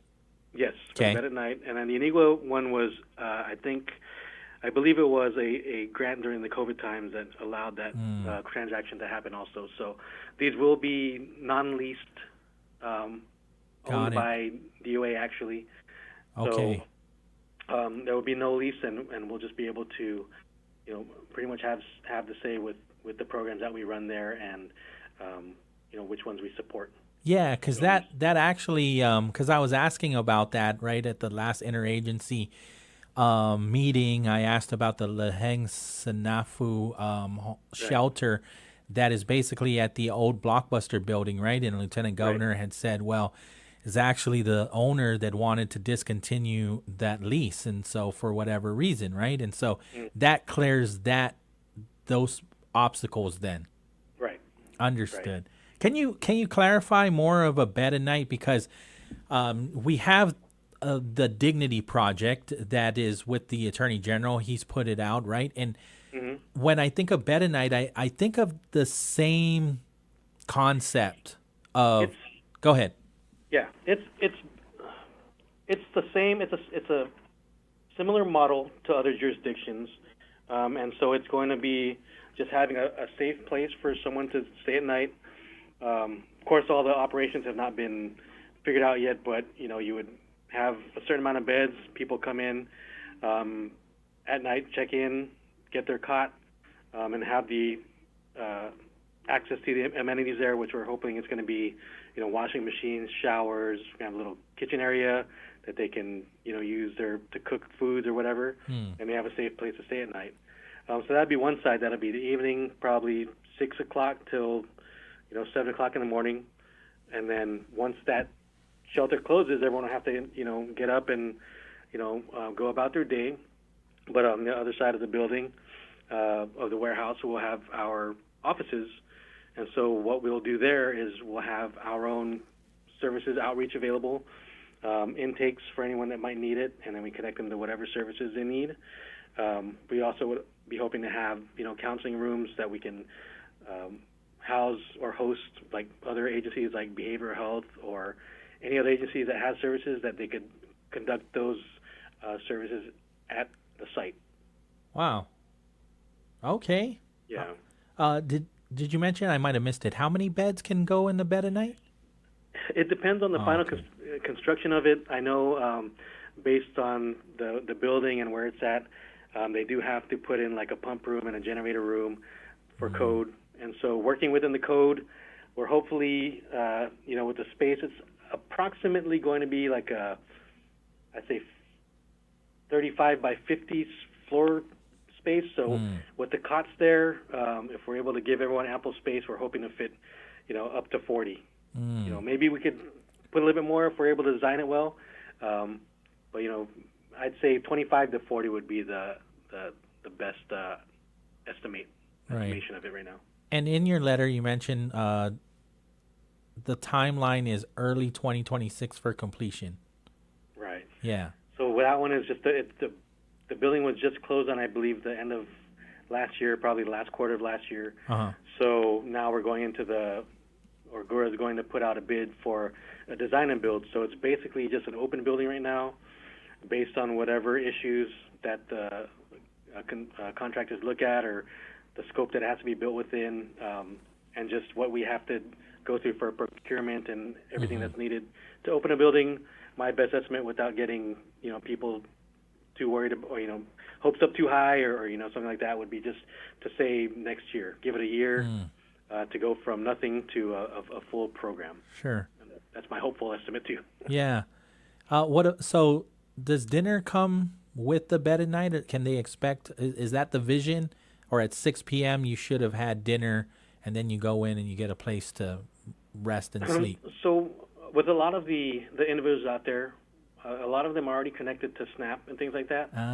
So if they have their commodities, or if they have some money and they want to just bring in some food, and if we have pots and pans or microwaves, come in and cook your own thing. So we wouldn't expect to have too much. Maybe we could get a vending machine in there if people want to just get a snack or something. But this is something where it wouldn't be something that would be just brought in and you get everything. This is kind of like, you have your own resources. We're going to be that place where you can have your stuff. We're going to hopefully have a storage area that you have your belongings, put your bag in a bin, and you don't have to walk around with everything you have in one spot. So just a place for them to rest at night. Right. Place to have their food, and you can cook it and eat it, clean up. Yeah. So it's not something where I guess comparable to the Dignity Project where it's going to be a one-night thing and that's your service. Your service doesn't end there. We're going to be shelter. We know people don't sometimes want the help immediately. So that's something that you do with outreach and case management. You stay connected to them, and you keep talking to them until they're familiar with you, they feel comfortable with talking with you, and then at a certain point maybe they'll start looking at the services that you're offering them. Yeah, and I'm glad that you brought that up, right? Because that is going to sometimes you have them on record or with case management, right? But then the next time you see them could be months or years. Right. Yeah. Right. And so with case management, and hopefully a lot of the ones that we're able to work with, we can connect to housing. And so even, with housing, whatever successes we're able to do, case management is maybe the most important thing is to follow up and make sure they stay positive and on track to what their goals are. Mm-hmm. And that's even once they get housed, to make sure that they feel settled, feel comfortable with being housed, and then they start getting their mind set on, okay, now I'm in a shelter, I'm in a safe spot. What did I want to do to, get myself to the next level of, what I wanted to do. Right. Yeah. And then so with the Division of Homelessness and Poverty Prevention, right, I imagine that you continue to also work with other organizations, nonprofit organizations, the mayor's offices. What role are they playing? Oh, mayors are super important. Mayors are, they are the connection in the village. They know everything that's going on. So we did give a month or two of letting the new mayors come in, get settled a little bit, and then we're going to reach out to them and let them know that we're here. If there are any homeless individuals in the village that need help, we're the resource. Yeah. If they need food, with the food commodity program that we have, we're going to make sure that anyone that's in their village that needs help knows that we're there for them and we're a resource for the mayors. Also, with being in public health too, and if you see that it was mentioned that we got or Gura acquired Kamlan Kardat, we're also looking at helping them, because we know that their services, their food services, is like a sponsored thing where different groups go every night and sponsor. So we're also looking at supporting them, and even the Sisters of Mercy at Academy, providing some food for them in the future. So that takes a little bit of load off their minds. Instead of trying to get sponsors for every night, maybe we'd go in there on Monday, Wednesday, Friday. DHAP or Public Health is going to supply that food and be the servers for the night, and then they only have to worry about getting two, for the week. Yeah. Or something for the week. So we're trying to help support the feeding also. Right, and then a lot of times having a lack of identification, is a huge roadblock, right? And so you mentioned that you're working with DRT. And so, what is that? Is it a special identification, or is it just the traditional Guam ID? Yes, it's a traditional Guam ID. Okay. Yeah. So it has no really special markings on it that say homeless. We have to get your documents. It still goes by the same laws that everyone gets their ID, but based on I forget the law number, but it was married Senator Torres' law. I remember. Yes. Yeah.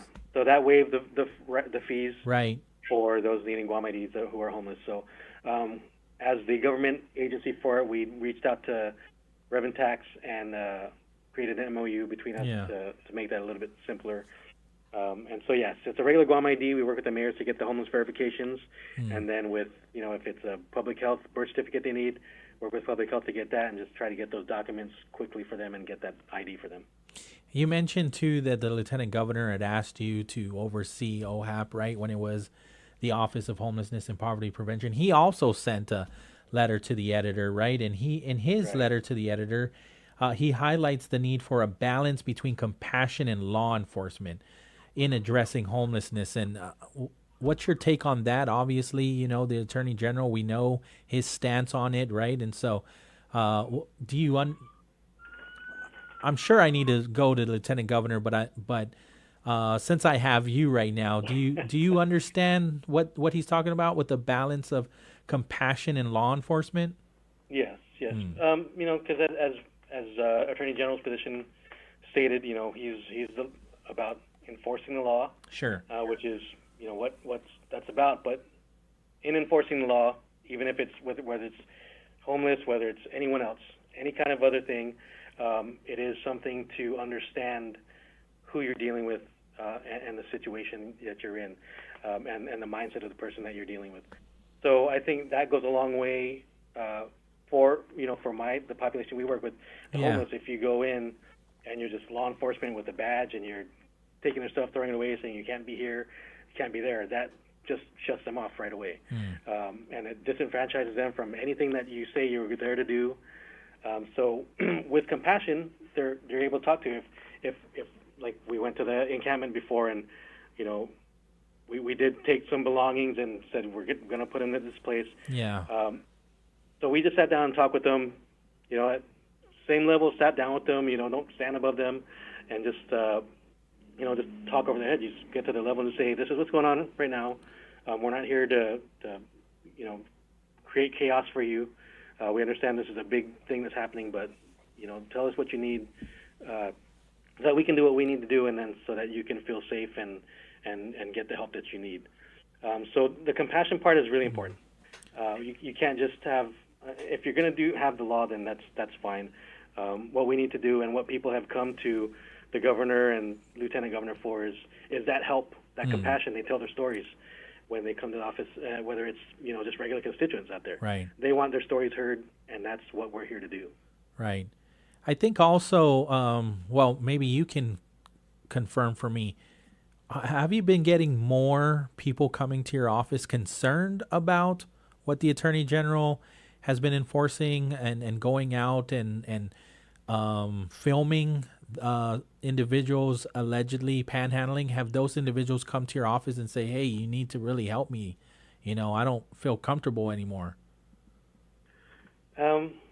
No, not really. Yeah, okay. I think the ones that maybe we've seen out there, we know who they are, and they'll just kind of stay on their own. Okay. And not do what they got in trouble for. Sure.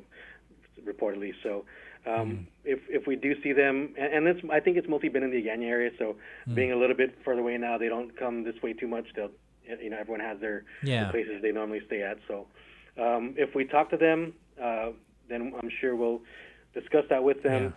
We have talked to people who have spoken to them. We work with Parks and Rec and their officers, who do talk to them, and they do express dissatisfaction with what's going on, but again, they have to uphold the law, and they're trying to explain it as best they can and to them. But to come directly here, so far we have not really gotten. Understood. It can be difficult for somebody that is experiencing homelessness or is houseless to go and get that permit from the chief of police. Have you had anybody come to your office and ask for that assistance? Can I get the permit to panhandle legally and get that signature from the chief of police? I have not. The ones that we've encountered that have it are totally able to do that. They went there directly. They actually pull out. They show me whoa. I've seen it too. So, I've seen it too. They kind of navigated that themselves, and so it's. They're pretty resourceful. Yeah. You know what doesn't get talked about are the amount of children that are experiencing homelessness or in substandard living conditions, right? I mean, I talked to the director, Lonnie Brennan, over at DYA, and she shared with me that they, less than 25 in their custody, right? But we are seeing children that are in the in government's care through the child welfare system. Yeah, CPS. Yeah, and so that's a major issue, right? Yeah, and that is a symptom or a result.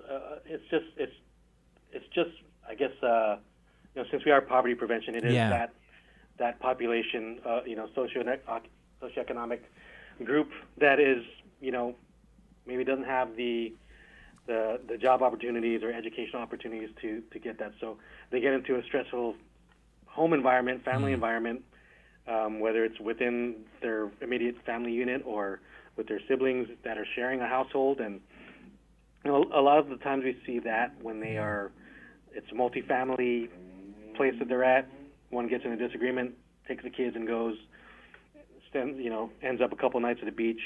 Then they go to the auntie's house and stay there in the yard for a little bit, until they just kind of keep hopping around. So there is a large segment of that, I would say. As far as and if they come here, we will help them CPS as far as enforcing any kind of abuse that may be happening that's threatening the safety of the kids.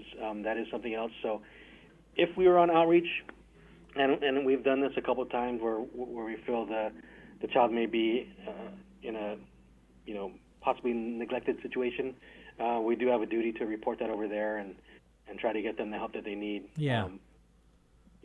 You talk about it in your letter to the editor too, right? Breaking the cycle of poverty, right, and trying to provide employment for those, so they can provide for themselves and hopefully be reunited with their family, their children too.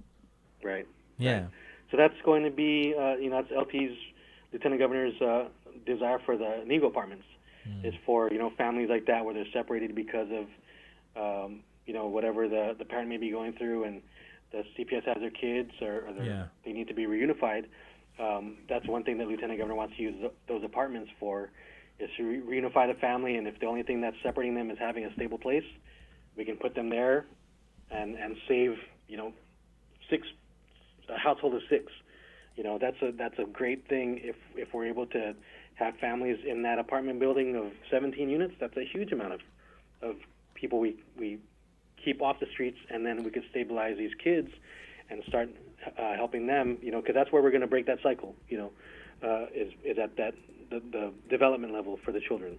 They don't understand going to the beach, and they just think if they're at the beach if the parents take them there and they don't have a place to stay. So that's the one thing, the innocence of the kids, they don't understand until they start growing up.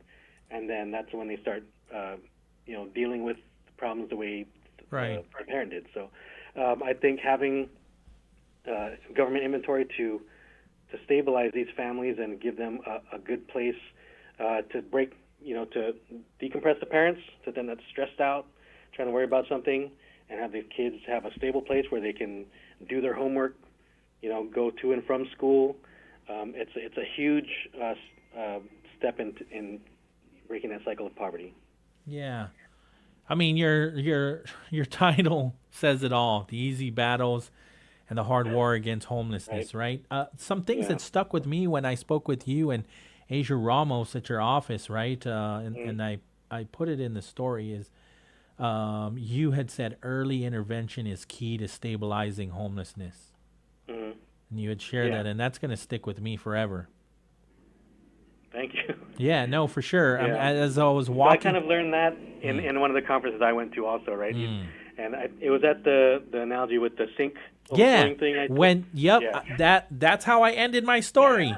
Because when we were walking out, I was like, I thought I had everything I needed for the story. And then when we were walking out, you're like, you know what? There's this analogy of the complexities of homelessness, right? And I want you to share it. But yeah, it's on the mbjguam.com. Early intervention key to stabilizing homelessness. That's the title of the story. We put it in the February edition, and so it's the conversation that I had with you and Asia Ramos, information that I got from the interagency meeting, also speaking with Attorney General Doug Moylan, and then speaking with voices of people that were experiencing homelessness. And still, even, I went back to that encampment, and I actually found the person that I had spoken to, and he just said he didn't want to talk about it anymore. Like he preferred to live the rest of his days in private. And and so I respected that. But yeah, if you can kind of share that analogy, because that also sticks with me still. Okay, so just saying that homelessness. If we look at filling a sink filling up with water. Yeah. And so the faucet's on, sink fills up, starts overflowing. With homelessness and with response and what people see is the sink starts overflowing, you start freaking out about everything that's spilling over. And so you put all your attention on everything that's spilling over onto the ground. You're worried about cleaning it up, use all your resources for that. Where, in fact, we should be looking at turning off the water supply, turn off the faucet so that the flow stops coming in and we can lessen any kind of spillage. And as long as we're able to lessen the flow, the incoming individuals that are experiencing homelessness, if we get them out of the system quickly, then that stops the overflow. And so I think that's what the coalition and having OHAP created is a big part of doing. We're able to pull our resources together and see, look at the overflow, but not put all our attention on that. We're going to pull our resources together so that we can understand that we need to stop the incoming flow first, and then that'll trickle down to not having an overflow in the first place, and we can control this flow of homelessness. Yeah. So we may never get rid of it. Right. It's just not a reality that people. There's one point where we're going to say, okay, everyone knows how not to be homeless. Right. It's just something you go through in life. Yeah. Whether you have that opportunity or whether you have the emotional support, the education, all those things. That's all the factors, and that's just a life situation that people experience. Yeah, something also that stuck with me when we're talking in your office is a lot of us are just one disaster away from becoming homeless. Right. Yeah. Right. And we saw that, like I said, we did talk, that's right around the time that the LA fires were happening. Yeah. And so, that happens here. You could be when you look at the stories, you see these movie stars, multi-million-dollar homes, and they go back and there's nothing there, and they're the same as a person that's been on the side of the street forever. Yeah. And so, as far as compassion goes, I think that goes a long way in what we see as people on the side of the road, and maybe if we have a different perception of who they are, the other ones that we see that have all this opportunity, something happened and they're in that same spot. Mm-hmm. So just having that perception that have that compassion when you're see them on the side of the road, seeing encampments or whatever, and having that instant dismissal or judgment, that's something that we should just have in the back in our minds to think about. Yeah. I really appreciate from Gura Titano. She said some really good things Kathy, too. Yeah. Yeah. She had shared no wrong door approach when she goes, the focus with Gura and Guam Homeless Coalition is adopting a no wrong door approach to services. She said if we're able to stabilize anyone that's coming into homelessness, we won't have that overflow situation. And that's exactly what you're saying in your analogy. Mm-hmm. Yeah. Right. And so that is one thing with becoming a stronger network together, with OHAP and mayors and the coalition and other nonprofits is the stronger we get and the better we know our services and who does what, the better, the more doors are open in that case. And if someone goes to Vero and says, hey, I got this problem, and they're like, hey, no problem. We can't do it, but we know exactly who can do that for you and who can help you. So that's one thing we're trying to do and trying to make available for everyone is wherever you go, that's going to be the way that we can start navigating for you. Yeah. Thanks, Rob. I really appreciate this, Director. Is there anything else that you want to share? Not really. I think I'm good. We really appreciate the attention. It was a pretty busy month last month. I even forgot. I didn't even get to it. I forgot. Is there any quick updates that you can share with us with the pick count? No, I think it was a pretty successful thing this year. Okay. My team did the Tamuning area, so we had 28 sites that we went through and took a look at. I think we may have spoken to maybe 12 or 13 individuals that were there when we went by. So I think it was pretty good. We had 275. We aimed for 275 volunteers.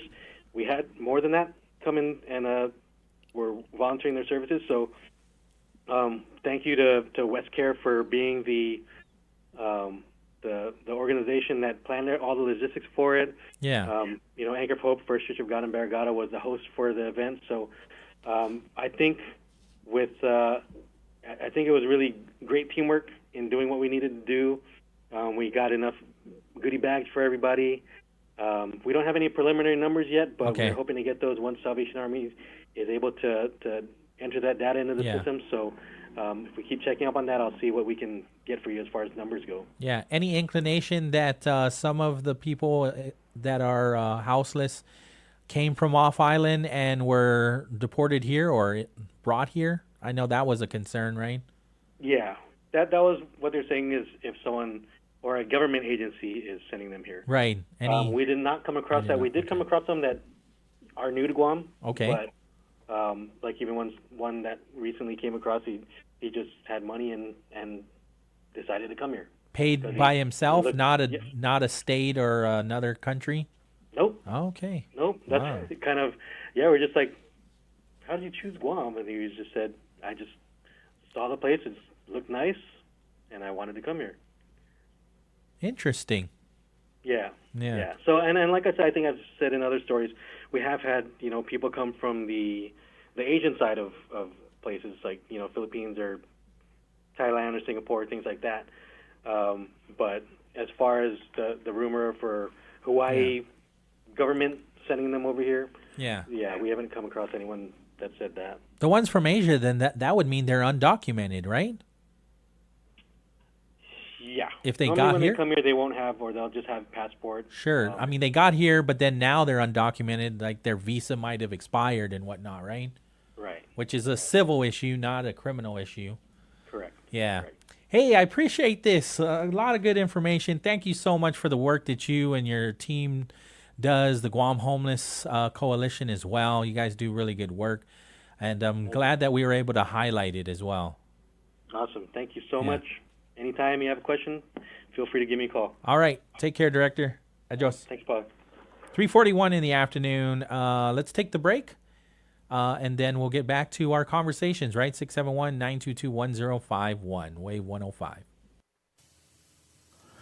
CBS News special report. American teacher Mark Fogel, released from Russian detention today after being held there since 2021, landed in the United States tonight and met this past hour at the White House with President Trump. I'm in awe of what you've done and your team. It's great to have you back.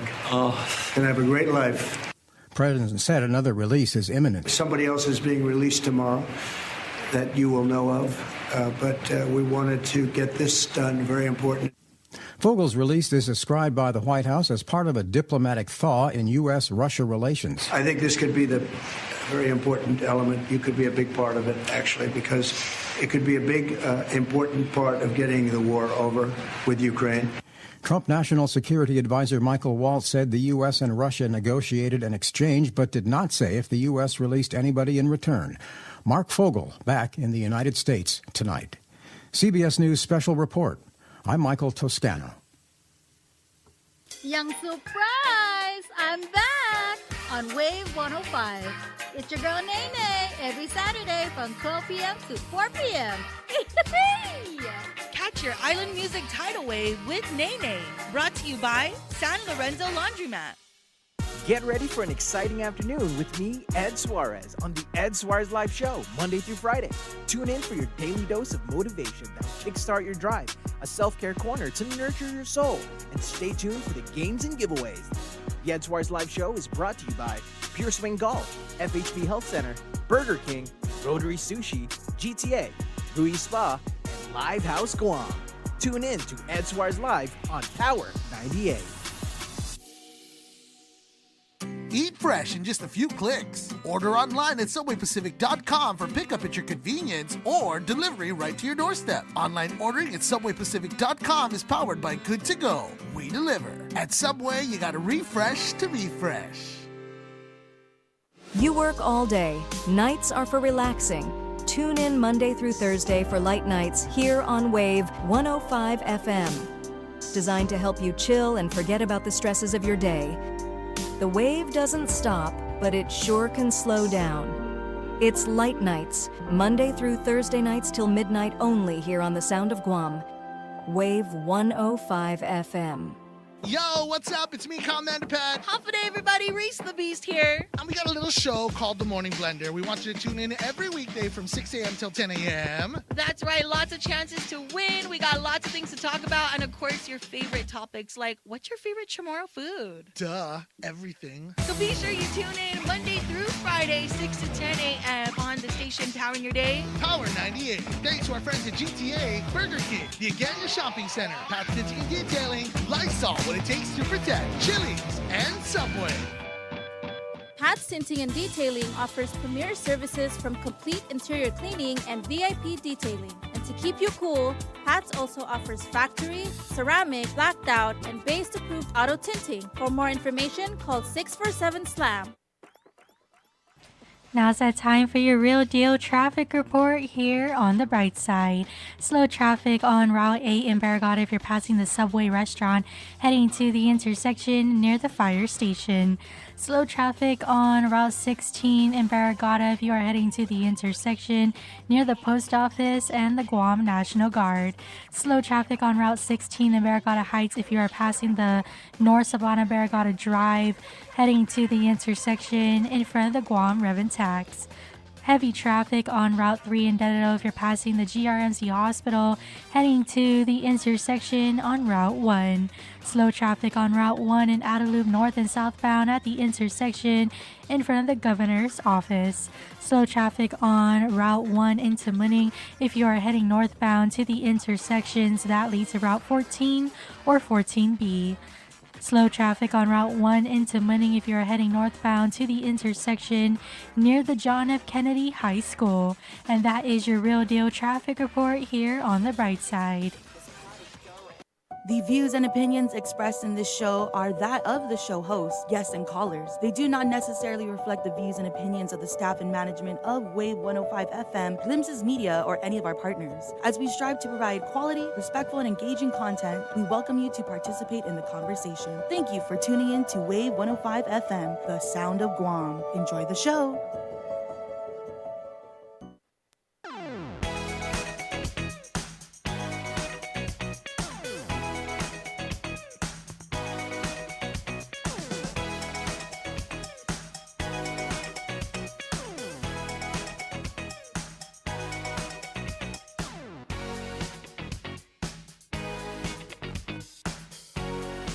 Welcome back. The Bright Side right here on Wave 105, 3:47 in the afternoon. Let's do this because I don't know if we're going to have time. It is already 3:47, and then Senor Cody Lazama comes in for the 4 o'clock hour. And then Dr. Robert Underwood we're going to be calling him in the 5. And so I am worried I won't have time to do this Valentine's giveaway, the Wave of Love, later on in the second half of the 5 o'clock hour. So we'll do it now. Third caller, 671-922-1051. We've got free food to give away, right? Issa, I don't have it in front of me. It's Subway, I believe, today.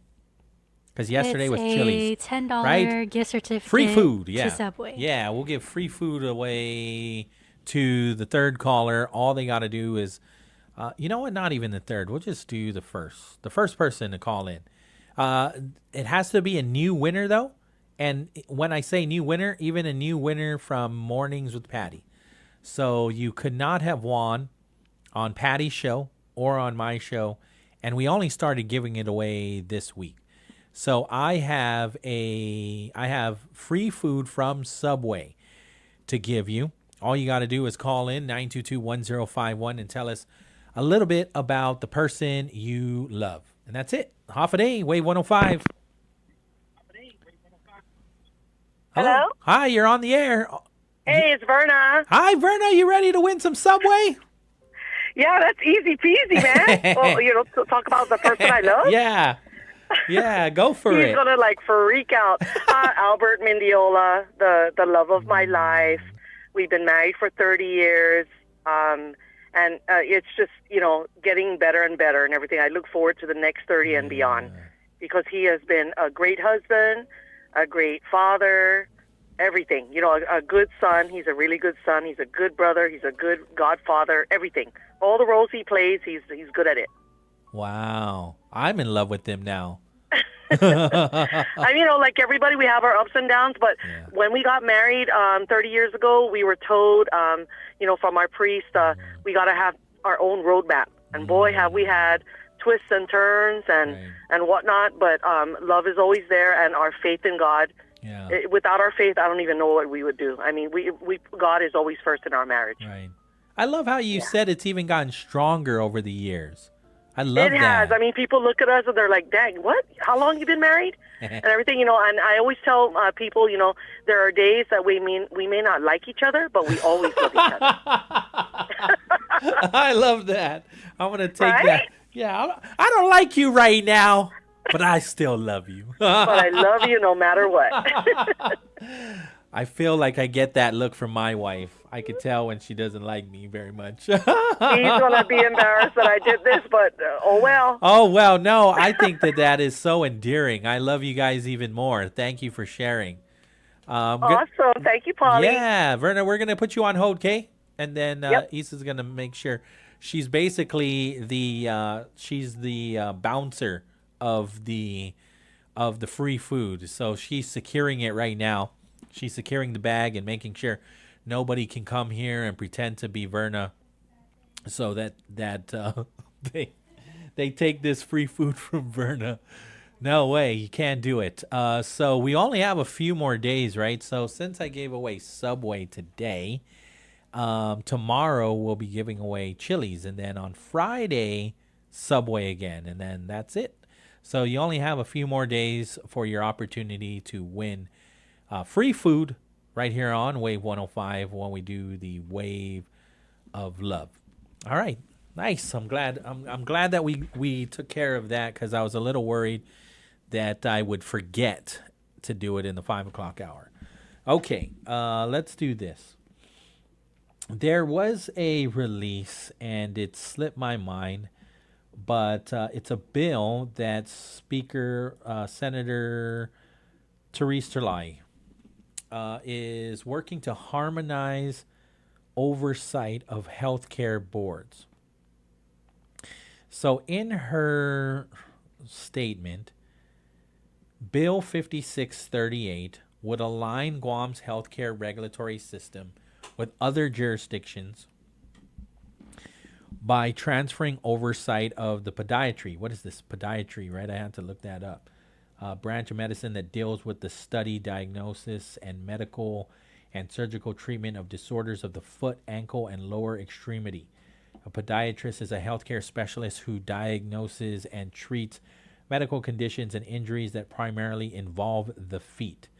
They undergo extensive education and training programs before they start treating people. Podiatrists can also treat injuries as well as complications from ongoing health issues like diabetes. Okay. This legislation acknowledges the critical role of podiatrists in diagnosing, treating, and performing surgeries on foot and ankle conditions, aligning their regulation with other physician-level professionals.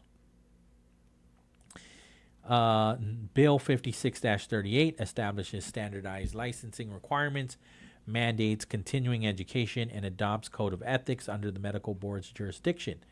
So Terlai said in a release, this legislation stems from prior discussions and collaboration between health boards and the specific request of the Guam Board of Allied Health Examiners.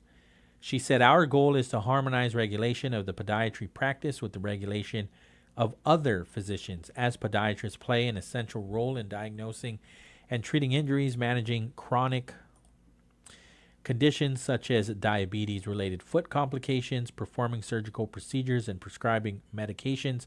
Ensuring proper oversight of their practice is key to a healthier Guam.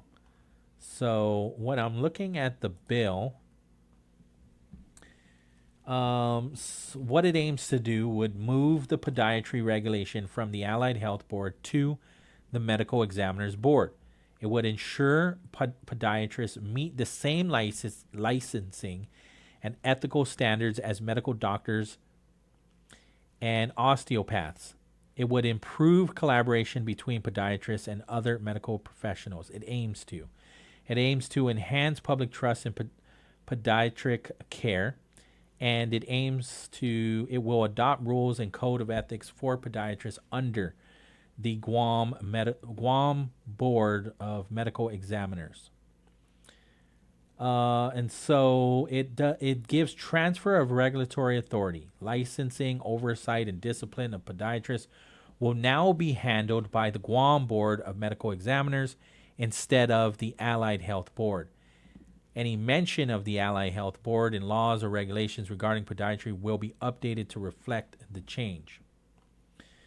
That's pretty much the basics of it. It will be regulated like other medical professionals, ensuring higher professional and ethical standards patients can expect. It aims to expect better oversight and quality of podiatric care. Podiatrists must meet stricter licensing and continuing education requirements. The Guam Board of Medical Examiners will have the authority to discipline and regulate podiatrists. Podiatry will be better integrated into, it aims to better integrate into Guam's healthcare system. And that pretty much is that bill. 3:55 in the afternoon. I just got a release from from Guam Community College. There was a press conference. I was unable to attend. And so they now are sharing the information from that press conference. And they have announced the launch of the Youth Build Construction Navigators. It's a 32-week program funded by $1.3 million. It's a grant from the U.S. Department of Labor. The program aims to empower unemployed young adults aged 18 to 24 who lack a high school diploma, provide them with education, construction skills training, and a path to sustainable careers. Youth Build Cohort 1 has up to 32 seats open. So Dr. Mary Okada, the GCC president, said in this release, "Today we have bridged yet another divide in education and advancement. I am proud to announce that after 3 times trying," and she said, "I always say third time's a charm, so this is our charm. Guam Community College is launching the first ever Youth Build program for our community." She said, "Youth Build gives young adults," or the release states, "Youth Build gives young adults who did not graduate from high school the opportunity to learn construction trade skills and earn their GED at the same time at no cost to the youth, to the young adult. Some of the key programs feature including a full scholarship covering tuition, books, and supplies. Toolkits and safety equipment will be provided to each student. There is a stipend opportunity for up to $1,000. Transportation assistance between campus and work sites, and academic support services, including case management." Wow, that's actually really cool. I mean, the fact that they're even going to provide transportation assistance, because that's always one thing, right? When you get it in the application, right? Reliable transportation. And that's the one thing too, even for myself, when I would look at applications, I'm always looking at that part, because the last thing I want to do is cover your shift. So, but it is what it is, right? So I'm glad that they're looking at that and making sure that reliable transportation is not going to be an obstacle, right? Because they'll provide transportation assistance. I'm assuming that's a stipend to Gerda, but it also could be, and I'll get clarification, it could be a bus, like a school bus. But I'm heavily assuming that it's a Gerda, Guam Regional Transit Authority stipend. Okay, so the program's innovative Living Lab component partners with local organizations, including Guam Housing Corporation and Micronesia Community Development Corporation, allowing participants to gain hands-on experience in both new construction and renovation projects.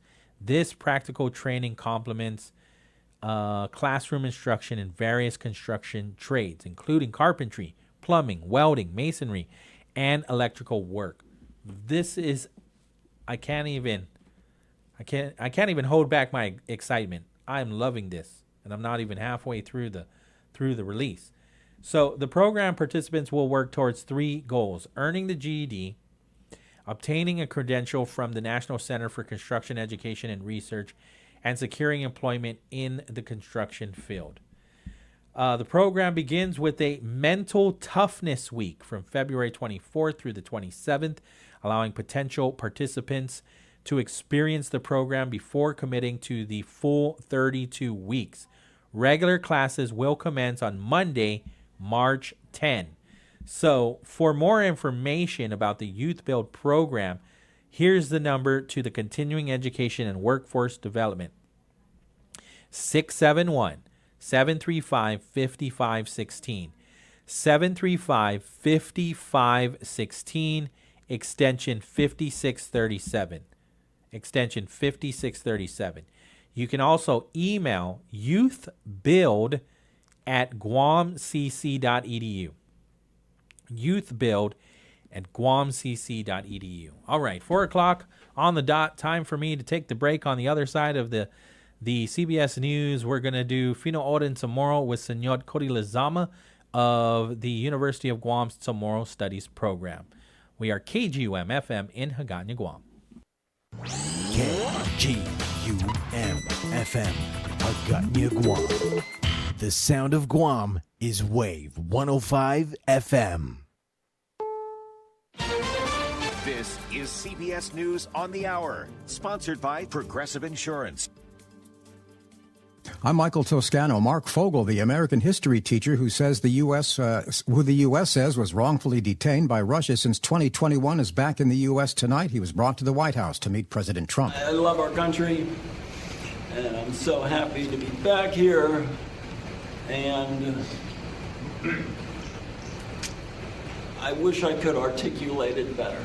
CBS's Weijia Jiang was there for this emotional moment. To watch this all unfold in this way, to have cameras capturing the very first time Fogel laid eyes on President Trump, for the President of the United States to greet him at the White House and welcome him home, to hear directly from the now freed American. It was a stunning moment. CBS's Erica Brown tells us the president met today with the King of Jordan to discuss the Palestinians in Gaza, and he repeated a warning to Hamas. President Trump is re-upping his ultimatum for Hamas to release all remaining Israeli hostages or all bets are off. I have a Saturday deadline, and I don't think they're going to make the deadline personally. I think they want to play tough guy, but we'll see how tough they are. Flu cases are at their highest level in 15 years, as we hear from CBS News Chief Medical Correspondent Dr. Jonathan LaPook. The CDC says that every year, anywhere from 9 million to 40 million Americans get infected, and 6,000 to 50,000 people die. That's a ton of variation. This year so far, 24 million infections, 13,000 deaths, and these are preliminary statistics. Heavy snow is falling in the mid-Atlantic states. This hardware store owner is in Cape May County, New Jersey, where the weather's actually good for business. We get almost every customer come in is looking for salt, something like that. So it's this time of year, that's helped a lot. So we haven't had that much other stuff to sell. Travel is hazardous in parts of Virginia because of the snow. This man is a first responder with the fire department in the Potomac Mills area. It's very slippery, definitely. I mean, I know they're trying to catch up and everything, but it's definitely been hard. There is a new top dog tonight, as heard on Fox Sports 1. Best in show at the 149th Annual Westminster Kennel Club Dog Show. I choose the giant schnauzer. Oh, Monty! Monty bested 6 other finalists. Pope Francis criticized President Trump's plans for mass deportations of migrants, warning that deprives them of their inherent dignity and, quote, will end badly. U.S. Border Czar Tom Homan said Pope Francis should leave border enforcement to his office. This is CBS News. Brought to you by Progressive Insurance. You could save big when you bundle your auto, home, motorcycle, RV, or boat. Visit Progressive.com. Between all the holiday parties, weekend tailgates, and family get-togethers, we've been overindulging a little more than usual over the holidays. But now, we are starting the new year off on a healthier note by taking active liver supplements from New Nordic every day. Active Liver contains a powerful blend of turmeric, milk thistle, and globe artichoke extract, all natural ingredients that help protect the liver so that it can protect you from toxins. It's like giving my body a daily detox. I've never felt better, and my energy is through the roof. And my doctor is already impressed with how much better my numbers are looking. So if better health, more energy, and detoxing your body are some of your priorities this year, get Active Liver today and start the year off knowing you're giving your liver some well-deserved relief. Active Liver is available in both tablets and as a delicious gummy. You can find Active Liver in stores at your local CVS or online at Amazon or NewNordicUSA.com. Republicans in Texas hope to make it the first state requiring the Ten Commandments to be displayed in all public school classrooms. Texas Lieutenant Governor Dan Patrick made Ten Commandments legislation a priority after it failed in 2023 and passed in Louisiana. Now new legislation's been filed, authored by State Senator Phil King, who says religious liberty is among the reasons. We also want kids to see that there are certain standards for morality when they walk in that classroom. The 2023 bill died in the Texas House. Democratic State Rep James Talrico voted against. Instead of bringing a bill that will feed the hungry, clothe the naked, heal the sick, we're instead mandating that people put up a poster. Chris Fox, for CBS News, Austin. Apple renamed the Gulf of Mexico the Gulf of America on its maps after President Trump's order was made official. Google says people in the U.S. will see Gulf of America and people in Mexico will see Gulf of Mexico. Everyone else around the world will see both. Michael Toscano, CBS News. That'll get you thinking. Wave 105 FM. Good afternoon. It is 4:06 p.m. and that is your time check on the bright side on Wave 105.1 FM. When one of my family members needs to be seen by a medical provider for an illness or injury that's not life-threatening but still requires immediate medical care, I go to the FHB Health Center Urgent Care. Go to FHB Urgent Care for allergic reactions, broken bones, sprains, cuts requiring stitches, mild fevers, minor burns, animal or insect bites, and symptoms of cold and flu. Go to the ER for severe abdominal or chest pain, babies needing immediate care, serious eye or head injuries, severe burns, stroke symptoms, difficulty breathing, heart attack symptoms, high fevers, and possible drug overdose or poisoning. For these conditions, call 911 immediately. With convenient hours and no appointment needed, my loved ones are receiving quality medical care. I trust the FHB Health Center Urgent Care. You can too. For more information, go to www.fhbguam.com. FHB Health Center, the island's only truly dedicated urgent care. You are tuned into Wave 105.1 FM, and we have Senor Cody Lazama for Oren Finan Chamorro from 4 o'clock to 5 p.m. every Wednesday. And you can listen to us on our website, thewave105.com, or watch us live on YouTube, Wave 105 Guam. If you want to reach us on the line, please call us at 671-922-1051 or 1052. You can also text us at 671-922-1051. Thank you to our sponsors, Chili's Grill and Bar. At Chili's, more life, great food, and memories happen here. GTA, we start with you. Loco Jerk, spice up your life with the hottest jerk to hit your mouth. Follow Loco Jerk 671 on Instagram and Facebook, or visit locojerkguam.com. Micropack, find your perfect match at the Made for Each Other sale. Follow Micropack 671 on Instagram and Facebook for more info and updates. Sherwin-Williams, transform your home with Sherwin-Williams paint. From residential to roof and deck coatings, we've got you covered. Ask Sherwin-Williams for the best in quality and color. Subway, eat fresh in just a few clicks. Order online at subwaypacific.com for pickup at your convenience or for delivery right at your doorstep. Online ordering at subwaypacific.com is powered by Good to Go, we deliver. At Subway, you gotta refresh to be fresh.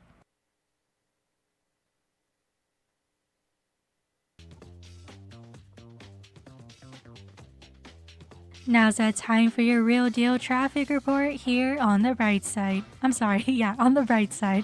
Slow traffic on Route 4 and 10 in Chalapago at the intersection. That also leads to Zonia. Slow traffic on Route 16 in Barragata if you are heading to the intersection near the post office or the Guam National Guard. Heavy traffic on Route 16 in Barragata Heights if you are passing the North Sabana Barragata Drive heading to the intersection in front of the Guam Rev Tax. Slow traffic on Route 3 in Dededo if you're passing the GRMC Hospital heading to the intersection on Route 1. Slow traffic on Route 1 in Dededo north and southbound at the intersection, and that leads to Route 27A. Slow traffic on Route 10A to Muning if you're coming from the intersection on Route 1, heading to the intersection in front of the Guam Airport. Slow traffic on Route 1 to Muning if you're heading southbound to the intersection near the John F. Kennedy High School. And that is your Real Deal Traffic Report. The views and opinions expressed in this show are that of the show hosts, guests, and callers. They do not necessarily reflect the views and opinions of the staff and management of Wave 105 FM, Glimpses Media, or any of our partners. As we strive to provide quality, respectful, and engaging content, we welcome you to participate in the conversation. Thank you for tuning in to Wave 105 FM, the sound of Guam. Enjoy the show.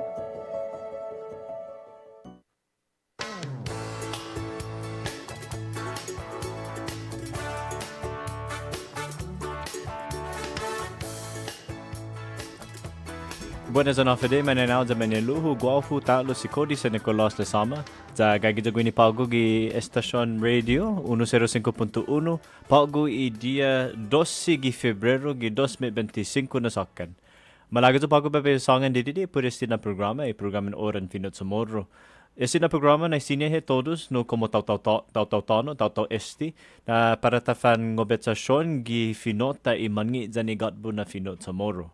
Antes de continuar, necesita fanyalos para usangan didi por Hafa na preciso este na klaseng programa sa esta ano na para todos na kulan sinata sangan no ti mega gi tau-tau ti sina mangwantos trabaho gi finot tomorrow. Sa por ano na rason necesita ta empeño ta mano para ta ajuda siha o medya ki mangi zan bonito na finota y finot tomorrow. Pues antes de continuar, necesita ba yung gago dispensasyon sa todo i host minzu guahu no hutatsagi loko umusay finut tomorrow za gana ba siyempre ba tibay ho dansi i palabras patsino i tamano masanga na esti gi finut tomorrow lo usaha no fa ejemplo na sa sina loko utasanga na guau loko geden estudiante za trabia estudiante zo za necesita loko hu praktika na ese mangit na finot tomorrow. Pues, dengan guagit sa hamdo ni malago para usaw no gi conversación. Por favor, no aagangam gini gi numero ng telefon 671-922-1051 patsino 671-922-1052. Za antes talo ba continua no malago ba extender un sandoklo na si Jesus Masi para si Senyor Pauly Suba sa guiza lokwi muna posible este na klasen programa. Hatungo za respect ta imanalek niya este na klasen programa sa baisangani hamzo na hanai chansa na para ta fangobetasyon gi mangi na finot tomorrow. Pues maila por favor tatutuhon este na programa. Tapman na staff niyalos i haanin guinaidza o sino i haanin Valentine's. Este mamala na betnes ang tilatio no mamala na betnes i haanin guinaidza. Pues sina lokwi hafanialos no masaya ti antigo este na klasen holiday lo sina lokwi hita ni Mansamoro para ta fanyaw no gi imaselebranya na este na holiday i haanin guinaidza i Valentine's. Sa hagase no managwaidza no hita na klasen tauto zata mangwaidza zata lokwi no ta espia hafa taimano para ta agradeci guinaizata gilina lota, no? Por ejemplo, guaha giza hita ni angin guaha guinaiza na gilina lota zata no komoni hujung i nobia pa nobia hujung i restaurant na zata na boka zata na tsotso, no?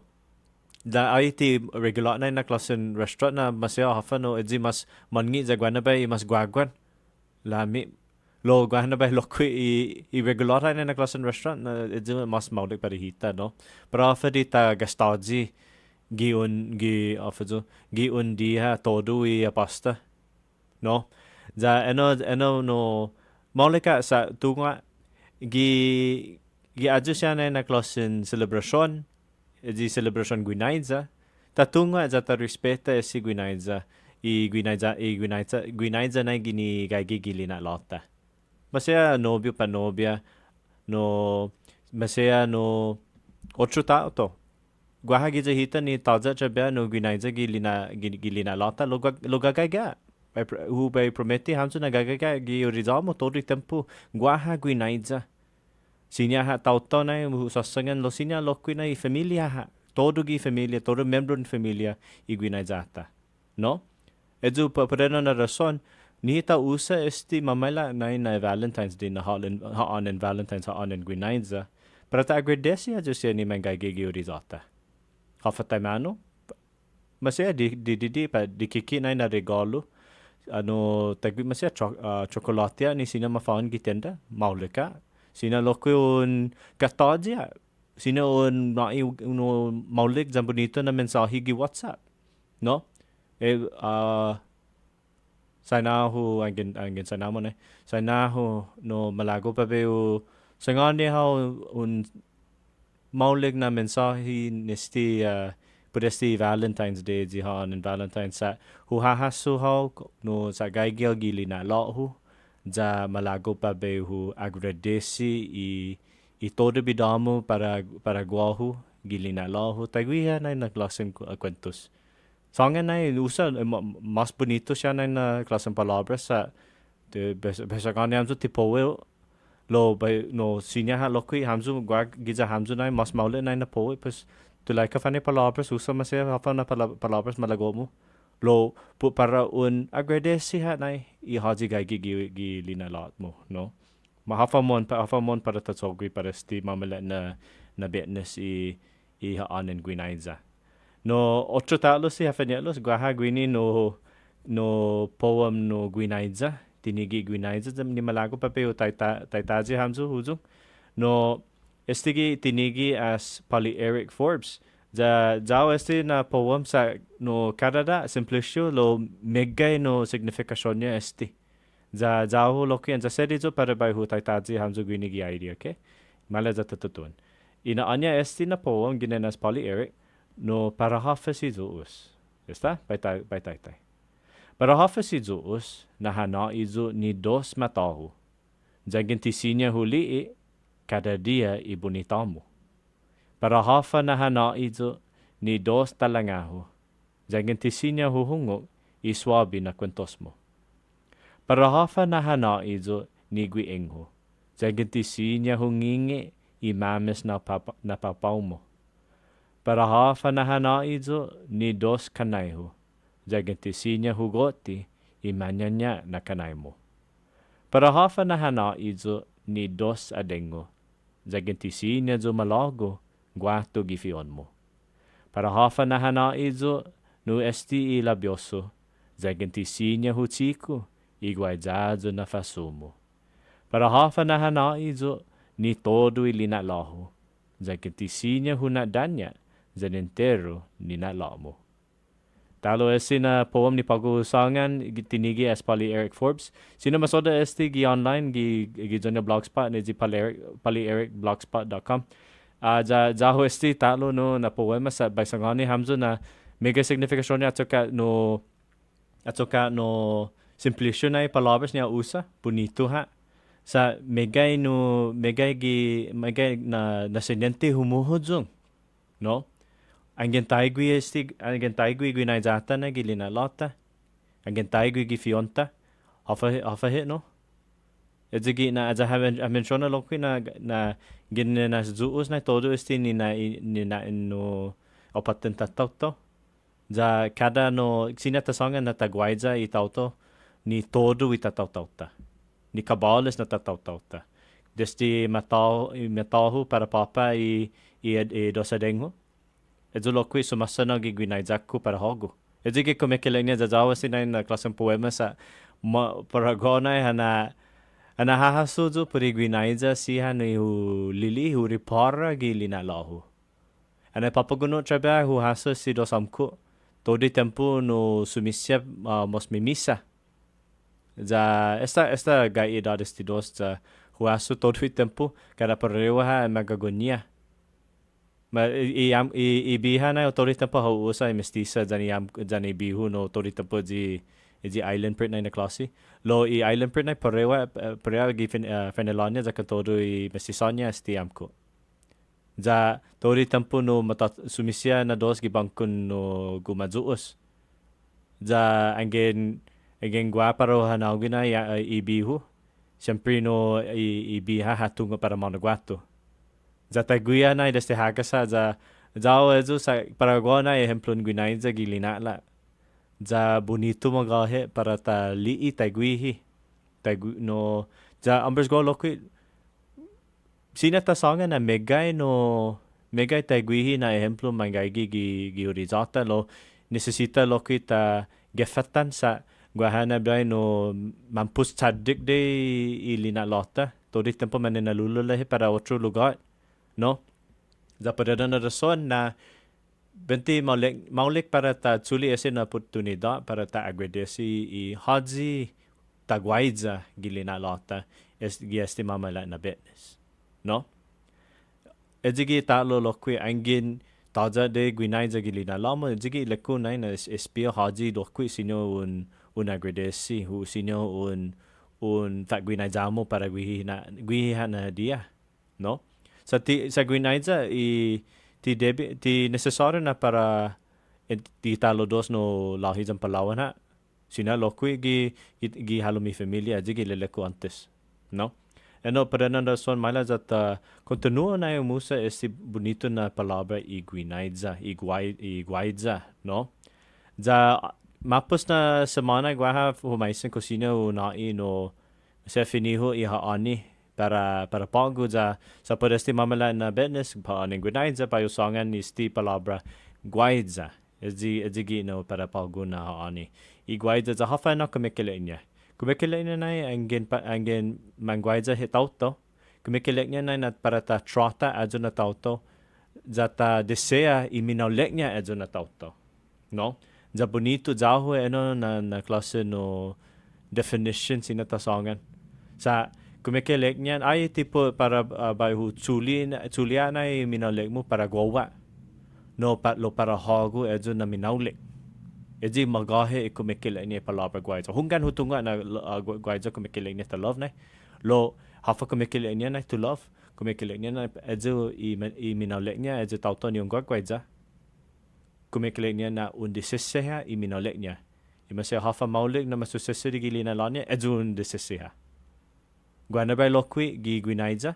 Guana bay necesita ta disea iti malagot niya haji ta guaiza. No? Penang guana bay necesita ta haso ajo. Parewa na jani isaina jani patgun. Jangin patgun malago para upatsa ifegun. Lo tatungo na natidebi. Lo malago ha no patgun. Necesita no ta saganya. Ta dinganya ha patgun munga no mapatsa. Sa peligro. No? Teniki how no kimason sinatasangan. Lo pada na rason hafen ya lus lokwi ta deseseha na iminaulek niya ipaggun at sukati edzo malagot niya. Pues edzo jahu lokwi hafen ya lus na para ta usa esti na palabra guaiza. Sa maila todos no zata fan agguaiza. Jawa no. Za mega na ejemplo sino hunai hamzo tamano esti mausa. Por ejemplo, todo ese mungo ese mas simplicio dan lo tadong na klasen sinangan para ifinot samoro hugay zaho.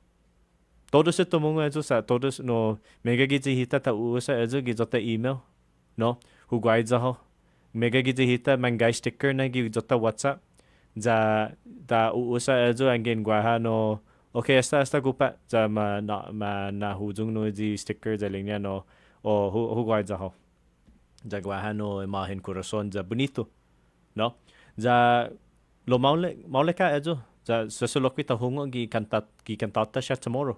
Lo mala za ta usa ocho siya na mate espía ocho na manera para tamano para ta usa este palabra guaiza. Sino lo kita song en lugar de huguaiza ho, sino lo kita song en man guaiza zo no hago. Ocho eno na kumikilegna lo parewa na za kana parewa dispensa zan I huguaiza ho. Sino lo kuyon song no aguaiza. No? Aguaiza. Kumikilegna na I8 hagwagwaiza I8 za I8 talo hagwagwaiza I8 sin eloquita songa no malazata fan agwaiza no malazata fan agwaiza sin eloquita usay palabra guaiza para tagwini guaiza adzon kumikilegna na sinya magwaiza timega no tumunga adzon na palabra sa fanan gi kantan Christmas no mauusa izi na nagwina adzon adzonay lo fanan sina lokita songan guaidazon si Maria. Guaidazon na neni. Guaidazon ni man guaidazon ni famaguun gi eskwela. No? Agin maestro ho estong ko perdisti. No? Guana ba man agugwa lo man guaidazon na lokwi. Za sina lokita usa ji como un noun eh za sa songan guinaiza. Met gudi guinaiza ta. Haji guinaiza mo. Manggi guinay jamo. Oy. Otro no siya na kumikilig niya. Lo bonito este palabra guaiza. Sa mega signifikasyon niya gi kulturata sa angin masayan tao no un comprendia este I signifikasyon niya gilina lata. Ti sine heman la maulik sa gin tao sa guinay sa gilina lata. No? Hafa mon. Talo otro sti hafa nielus jangin gwaha plano mo para este mamala na business offer para en se guinay para I haanin guinay za. Zao este antes na tempo sa no sinanawa jan si tatahu huhahaso tori tempo na sa ay de met guri guinay za niha idos pesangani amzo at so ka gwahana bay mumo hunggan para hafa di tapuni naman mumo he todo no na angin tauto he syempre he man mumo no patsino tatsagi mumo magamento ha usasangan eh. Lo necesaryo na I argumento gitalo doso magwaiza. Tungo sa profe na rason sa titagwaiza I 8 po zata na I alfabidad niya. Lusa po tagwaiza ha. No? Pada na rason angin mumu na sinanaw sa si tataw patsino gwa 8 talo doso magwaiza za uliin na mumu idos taza problema sa tunga kumikele niya na gwa ha makikitsogwi za lo sumisiha gitsetso para abansa mo na igwinaiza niya gilinala zawa na klase no gwinaiza sa magahe igwinaiza niya bonito to no zawa zo hafanialos zo maila lokwi za ta continua este costume guinaiza antes na tempo antes de malafa lokwi gwa 8 talo na costume guinaiza no antes na tempo uhaso este lo imanam kota na sesu haso si sa kulan tinamahalang Paraguay na sa taigwizo gina tempo lo Zao este costumbre Samoro man recto no imanam kota antes na tempo. Man recto. Ipiori man biha. Según cuantos mami comentó saben si sino John Ray Ogan za dinansi le afelek niya. Di todo imanam ko man recto lo iman biha ay santa ungan man recto to de masyo. Lo este bonito niya este na klase no costumbre matunga na megay balinya esti palauan. Sa tunga alfabetan niya ay manam ko antes. Di masedi lahi po halom gigima sin no mamaisin no kusina asainao kusina zo humalum gigi mamo kusina zo dumania zani agamo lo todi tapo to Hafa bidania zagen tagwano na question mana sauna lokwi nai unu na patgun lahi je mas patgun na gi familia zamana sauna na gi zania de pues ai ti dosa no gi de na guahatres ilahi Palawan zakatodu i mas patgun na celunya i Palawan jawa itu sa katodu i manai nahu lokwi antes masangani zo na tagui hai kusum beta i Chamorro no za otro zo no gua otro sana na kusum beta ni tatogui antes angin no kulan tiba sanga na manana ha i guinai zani ha di dos lo Zao este sa kulan romantic ese Paraguay tunga fa bidania guana brai no mano e Palawan Paraguato i bentana. Za tunga tu malakuzung i bentana hali i no biunya na hanananga gwi na gi fiun gi gima para uli ya za guahana brai lokwe angengai gi ilahi gi huzung i gima guana brai hakantoji de i Palawan za iya de na minaule sa hana asu Paraguay na kulan movie este kulan show za sina lokwe uli na no esta masaya ti masesedi esi na klase guinaiza lo magwaiza ha za bonito de zahu ezu na klase za kantodu este no hagas kusum beta na i kantan samorita za ezu tagwi leko na i gaigi i za ano ki guinaiza ni lahi gi kantonya Zaha doggoa guatu gi Palawan esti no na betsu ni hafatinas za kulan hadadaga lokwi na e kurasonya Paraguiza za pagu i Palawan lamon ko parau oppi za hafa pari ne penya dependi na ko hagwaiza magahe ilahi pa gua otro na at agi no magkomentusi Potsino para suhaji ha ilahi para dula la kujung jawa no sa no este guinaiza no universal para todo i tauto za jawa junai na klasen costumbri despeto zo hafanielo esta i ora no para ta tutuhan i break mala ta fan break nodza masaya 5 minutos za ta continua sina conversation and mabiri hitatti si just masi It's Shamrock season again. Try creamy, delicious Oreo Shamrock McFlurry and Shamrock Shake for a limited time, made with creamy vanilla soft serve and the special Shamrock syrup. Only at McDonald's. Ba-da-ba-ba-ba.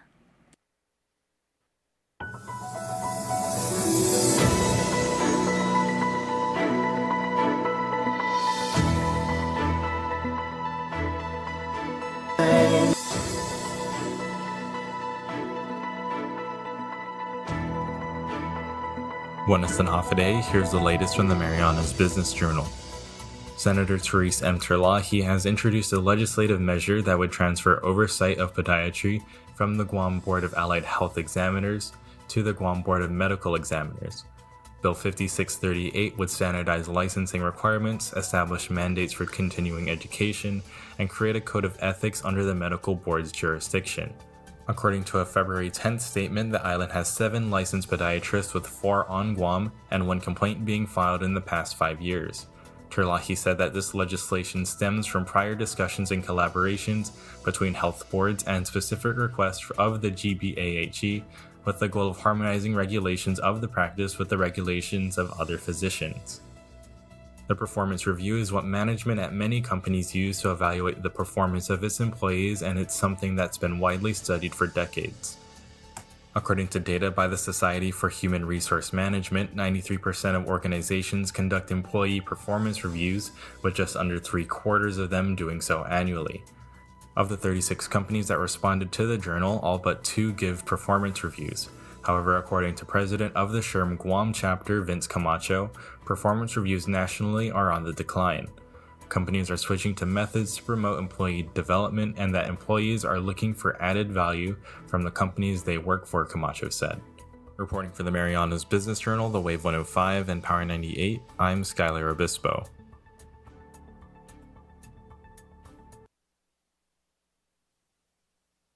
CBS News Brief. Mark Fogel, the American who had been held in Russia since 2021, was released and is back on U.S. soil. He was taken to the White House. President Trump is a hero. These men that came from the diplomatic service are heroes. President Trump welcomed him back. We got him home, and he's healthy. It looks good, actually. To me, you look damn good, I'll tell you that. The president said another American release is imminent. Flu cases are at their highest level in 15 years, and CBS News chief medical correspondent Dr. Jonathan Lapook says the numbers show a reversal with another health threat. We're now seeing, for the first time since the pandemic, deaths from flu are more than deaths from COVID. And in about 22 states, that's the case. And in some states, like California, deaths from flu are about twice the death rate from COVID. Dr. Lapook says it's not too late to get vaccinated. CBS News Brief. I'm Michael Toscano.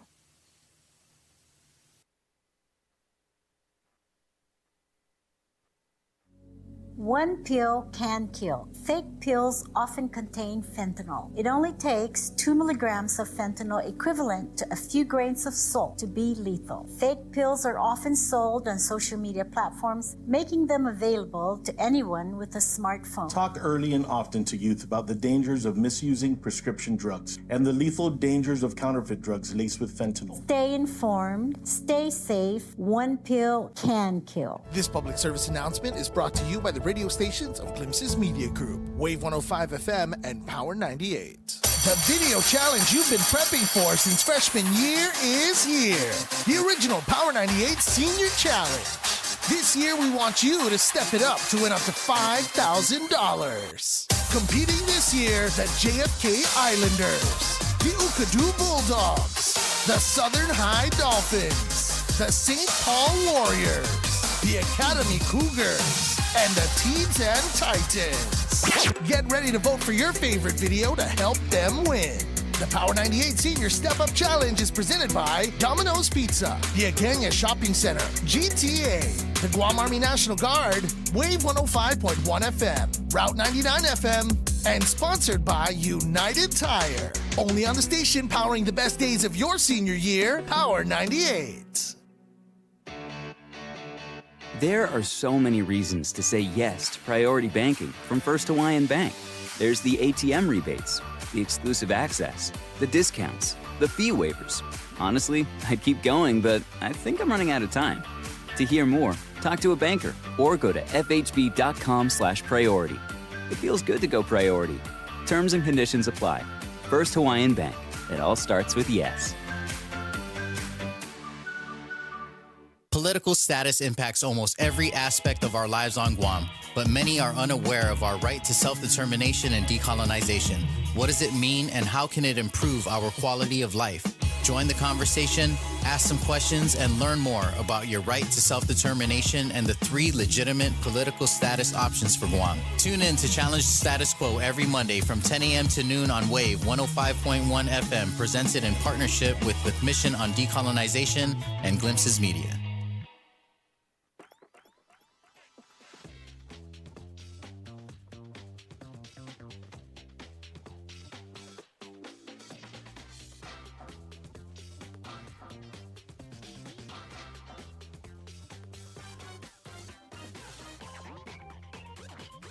Now it's that time for your Real Deal traffic report. See, slow traffic on Route 16 in Barragata Heights at the intersection in front of the Guam Rev and Tax. Slow traffic on Route 16 if you're coming from the overpass heading to the intersection near the Harmon McDonald's restaurant. Slow traffic on Route 3 in Dededo if you're passing the GRMC hospital heading to the intersection on Route 1. Slow traffic on Route 1 in Dededo north and southbound at the intersection that leads to Route 27 or near the flea market. Slow traffic on Route 1 in Hagåtña if you are heading northbound to the intersection in front of the Ganya Boat Basin. Slow traffic on Route 1 in Tabuning if you're heading southbound to the intersections that leads to Route 30 or Route 14. Slow traffic on Route 10A in Tabuning if you are at the intersection in front of the Guam Airport. Slow traffic on Route 1 submitting north and southbound at the intersection near the John F. Kennedy High School. And that is your Real Deal traffic report. The views and opinions expressed in this show are that of the show host, guests, and callers. They do not necessarily reflect the views and opinions of the staff and management of Wave 105 FM, Glimpses Media, or any of our partners. As we strive to provide quality, respectful, and engaging content, we welcome you to participate in the conversation. Thank you for tuning in to Wave 105 FM, the sound of Guam. Enjoy the show.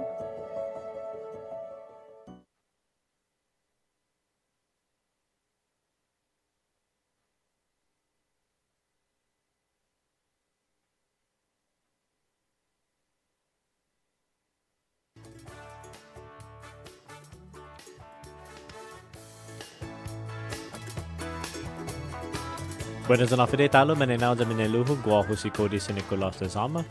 Ja, antes di break no mga katosa na put esti i custom bin guinaidza, no? Ang gengwaha no taguya ang gengwaha Palawan and esta poing esti. Sa gwa Palawan matatatong gifion ni bentana ja tamalakudon sa paroli na kay gilokwi inubiyo niya gihijong gima na mananangga. Ja haata mata ni dos ja ilahi tutuhun kumantaji Palawan. Ja ejigi no gwaha siha na betso ni gikantonya estilahi na puri hafa hashashanti hafa gaigi halomi kurasonya. Ja jao esti sa mujung esti na klasen kustumbin kantan samurita. Ja bonito esi na klasen kustumbri sa hana anok i minalatenya jani tinentonya itsamoro. Sa ti sinya untugia tantes di un kantaji ti tauto necesita na paron hasa guiha no momento gotpia necesita ponso gui. Por ano na rason jao esti. Lo guana bay humujung i magahe na senyenti. Tagwi ang gengwaha lahi na ni mengway sa Palawan. Ja hatutuhun ni kantonya. Ja bay songa na bay kantaji amzo di no i afa pagu sosoda gi donya blog na si Pauly Eric. Ja jao esti sa kulan ulilia na itamano itsamoro mahuganduji esti palabras dan ito na danes di kanta pues by kanta di sedi zo dispensa genti jaminzo lo tatagya esti dos padman kanayu lama samuan ponsotsu ikatremo an pon maego esti talo i petsoko. Ja benti nepinay ni Palawan. Ja guana bay bonito i hafa songan. Guana bay no ti gospelito. Guana bay lokwi ti janya ilahi. Pues guana bay no ni nangga ja be kehaso esti. Ay lokwi gasia na jinatselek nai.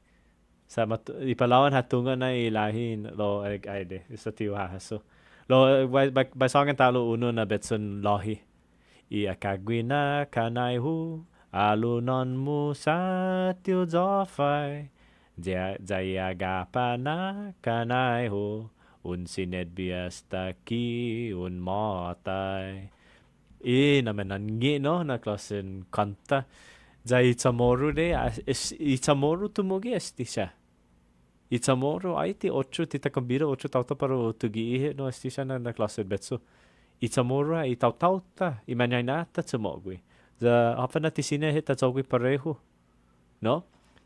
Edi malago hu pagod na para ta continuo musa esti kantan samorita kasi masaya hafa na klase kanta gi fino Chamorro.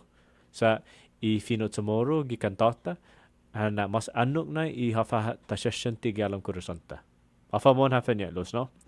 Jai 8 talo malago pago dispensa sa baito laika diri asunto jani kontostap sa guaha taman paro masuseri esti i kompetensya no Finot Chamorro ni tafananaan ay inatsaigen Finot Chamorro inatsaigen no kumekilang ni kompetensya ja Para masuseri esti mamala na matsu dispensa beatan talui flyer sa kay gimanaho gini. Sige. Inataigan finot sumoro za tema para pago na nasakan. Finot sumoro itella itatautono para iman malofan pago za iman mamala na tempo. Za jao esti na kalasan kompetensya sa en que bibida todo y escuela si jamase escuela público, private, católico, zan con todo y escuela siya ni mangaigi no gi notti Marianas. Isi na mai. En que bibida todo siya para o fanyauno gi kompetensya, zao na fanyauno loku ifamagu onyiha. Kasi kisinya ta fatta iminaulik na bidani iminaulik niha ifamaguon gi finot samoro, gi kantan samoro, gi no manggi poema jan sinangan pat kwentos samoro. Bonito todos ti. Sina en li sina en ega. Ja para masuseri esti gi dia 5, jan gi dia 6 gi matso na mes. Gi dia 5 esti naha ani para escuela elementario.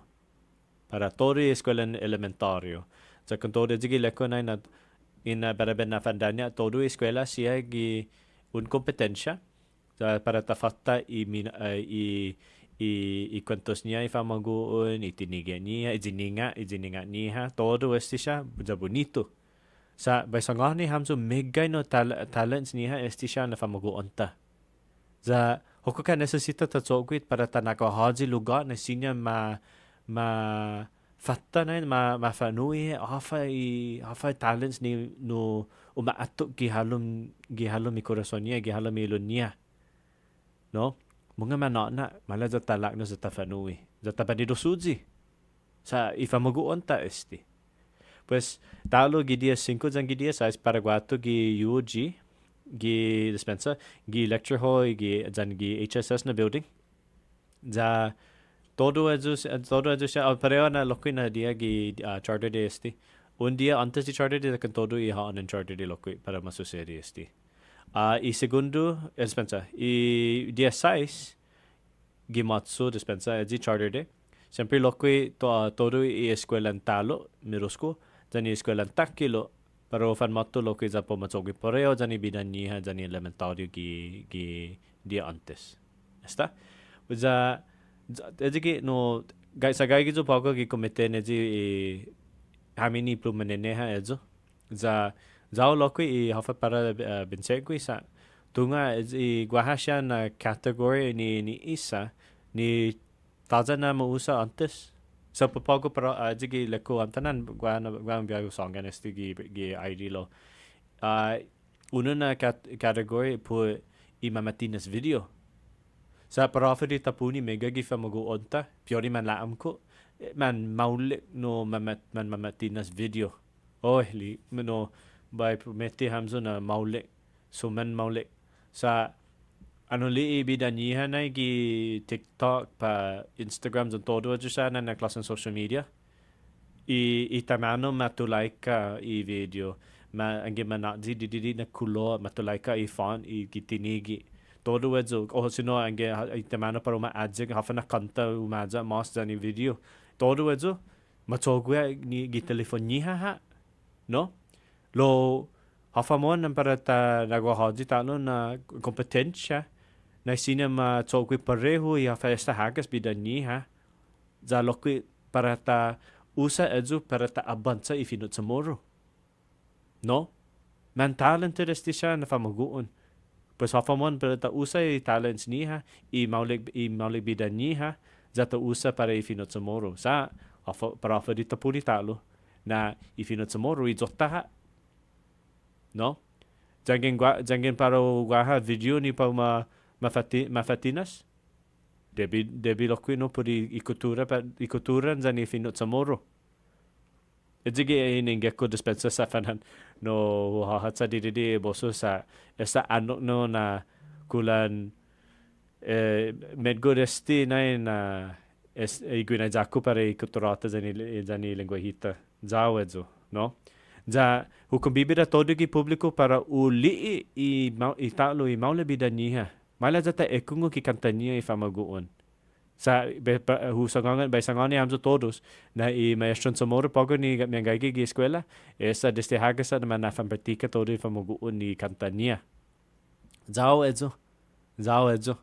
Sa I maestro zani maestra siya matunga za makomprendi na guaha minolekniha esti siya na famaguon za debi todo gi publiko umalii esti uma agradeci esti no sa I famaguon tatalo Zagen tisinya patsuno tsatsaga para un falagwato UOG gi adzuna dia 5 and 6 no taja guaha sa siyempre lokwi uma live stream gi Facebook no HSS gi Facebook class edzi College of Liberal Arts and Social Sciences sino nesπία siya gi afado gi Facebook za siyempre anok I live stream and motto esta idea za sino an egagwihi sinlokwi ang comment masyafa malago mo biba Guam biba Saipan biba Luta biba Tinian za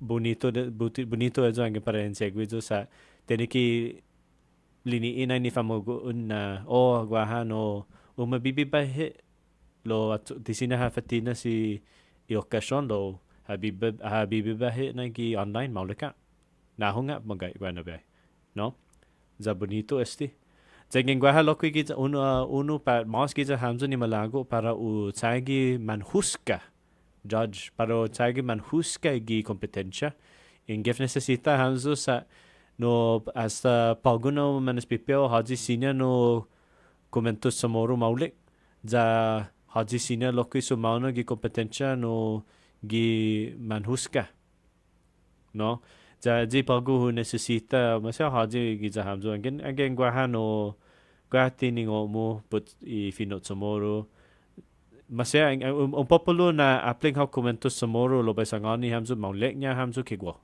man maulek niya hamzo kigwo magahi gi kwentos sa ambes go lokwi masaya no fafanagun samoro bay sangani hamzo na hasta pago estudiante ha za taja gwa para gwa sa ningayan babe para estudiante ningayan babe para eskwela sa basangan na ti todo hutungo ti sinya todo hutungo pues guaha todo tempo guaha maestro za maestra lo ti matunga na maestro ko za maestro ko lo sa pu imega tiningo niya ututulia masya hafa tiningo niya masya hafa na leksyon sinya mana iyo za debi para guaha ji afa de putsino piodan hobino zangen no hobin za pareo zangwana pago ho sineta sangen hobino lo ngena betio shentina hobino lo I haji malie hunai gi chalan kwa hatiningonya dan necesita babeo tsuli masa hafa tiningonya zan tinentonya za esta tamani ora magai na para tana fakpo esti na programa lo gwa lokwi angeng gwa gi za hamzo malago talo sumano gi competition football aganga ham za sineta cuentos na dos por todo siya na sinisedi. Otro talo na competencia sa moro. No gi eskwela gi eskwela takilo. Siyempre gwaha kategoryo ni para en nafangwento si famagoon gi finot sa moro. Za ay ti speech at ti kwento sa na para kompensasyon za uno gi za hami na maestro. Za para ben lii na hafa no tiningo niya po finot sa moro. No ko hafa siya na palabras niya uusa. Ko siya manggi gi finot sa moro. Ko siya manaitay gi finot sa moro. Za mucho mas ko siya mangwentos gi finot sa moro esti siya na famaguon. Zao edzo sa para go kumikiling niya gwaha ebidensya gwaha no sinatali na gagayga ifinot samoro lalalaha o ka necesita tatsokwi ta atisa dididi no jawesti na klaseng kompetasyon sa Paraguahu edzigi hana ano na gagayga za kantodo para hitalo kwi man gagayga gi kitano no Mala za ta continuo desti na klasen so. Za gengwa kita hamzu ta luput baby hitati para i guinaiza ha anen guinaiza. No, gengwa kita hamzu ni intingo ni gwaha gigima na mamaisa. Por favor, mala za ta tsagi bu mesita I tauto. You know, za ta fanui guinaiza. No. Meg gwaha kita hita gi familiata na matsutsura I guinaiza. Pues angin sobla guinaiza mala za ta na I otro ha ni tai guinaiza. Ni taza guinaiza na gilina la niya. Bonito zan mangi edzuna na klasi sa paisagani hamzo za pa prometi hamzo na esti I hagas na kustum bretta tomorrow na para ta fana adahi.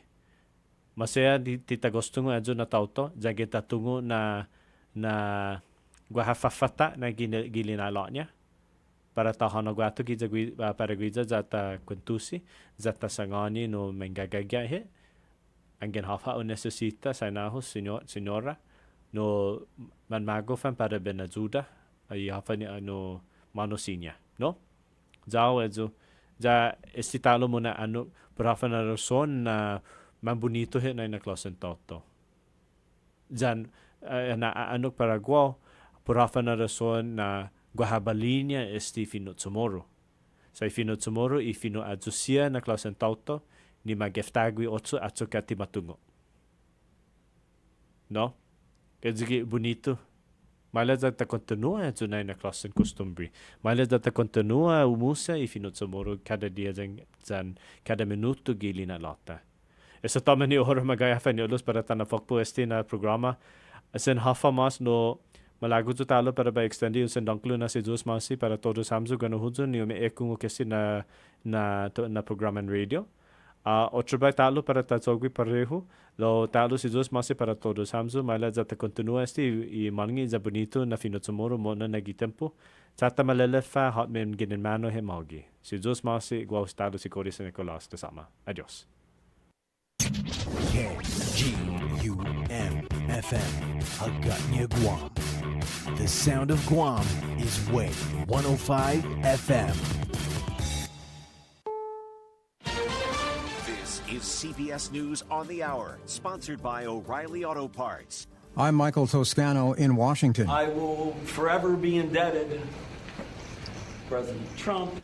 The newly freed Mark Fogel released from captivity in Russia after 4 years back home on American soil and at the White House to meet President Trump. Trump said his effort with Russia could help with the war in Ukraine. It could be a big, important part of getting the war over with Ukraine. And we appreciate President Putin's what he did. He was able to pull it off. CBS's Weijia Jiang was at the White House for the late-night welcome. The president just said that he was going to show Mark Fogel the Lincoln bedroom. He is a teacher of history, and Fogel seemed excited about that. But you have to imagine the state of mind he is in. In fact, one of the reporters asked about what conditions were like in prison, and he said he was not ready to talk about that. President Trump's effort to put more than 2,000 USAID employees on administrative leave goes before a federal judge in Washington today. Tommy Asgerty is president of one of the unions representing U.S. aid workers. I think the easiest way to understand USAID, the main focus of it, although it does a lot of other work, is humanitarian assistance. It helps people that are, in famine zones, that are starving. It gives life-saving medicines. In New York City, the big salt trucks salting streets against ice as snow, sleet, and freezing rain continue in the central Appalachians and the East Coast. Storm warnings continue with heavy snow in New Jersey. This hardware store owner is in Cape May County there. My husband already did some salting, and hopefully that'll make it a little bit easier.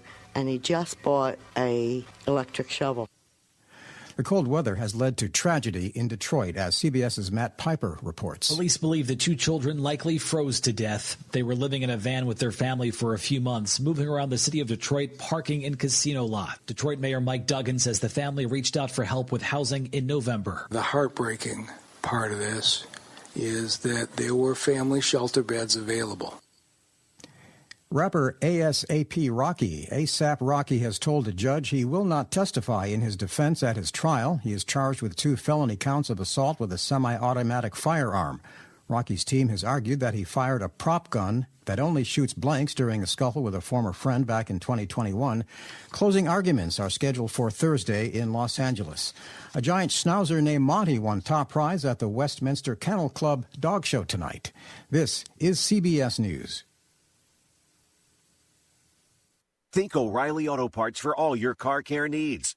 Get the parts and service you need fast from the professional parts people at O'Reilly Auto Parts. Diabetes, high blood pressure, anxiety meds, everyone's on them. If you're a 50-year-old male, maybe a bit porky, and you may even have type 2 diabetes, $1 million of term insurance may only cost you about $200 a month. Call Term Provider. Speak with Big Lou at 800-230-2777. Big Lou will find a term life policy for you even if you have type 2 diabetes, are overweight, or have high blood pressure. Term Provider has helped thousands of people like you who think they can't afford term life insurance. To buy $1 million of affordable term life for you, all you need to do is call Big Lou at 800-230-2777. Lou will make sure the scales are tipped in your favor. Call 800-230-2777. Big Lou will answer your call and work to fit you into a term life policy that you can afford. Remember, Big Lou's like you. He's on meds too. Call 800-230-2777, 800-230-2777, or biglou.com. CBS's Jim Crisula tells us a desire for a sweet treat led instead to a sweet payoff for a woman in Kentucky. A Kentucky woman who wants to remain anonymous is $1 million richer thanks to a craving for a Dairy Queen Blizzard. She was on her way to a DQ in Mount Sterling, Kentucky, when she decided to stop at a convenience store and buy a $20 lottery ticket. She scratched off the ticket in her car and was stunned to see her instant winnings. She called her fiancé and they drove to lottery headquarters in Louisville. By the way, she never did get the DQ Blizzard she had a taste for. Jim Crisula, CBS News.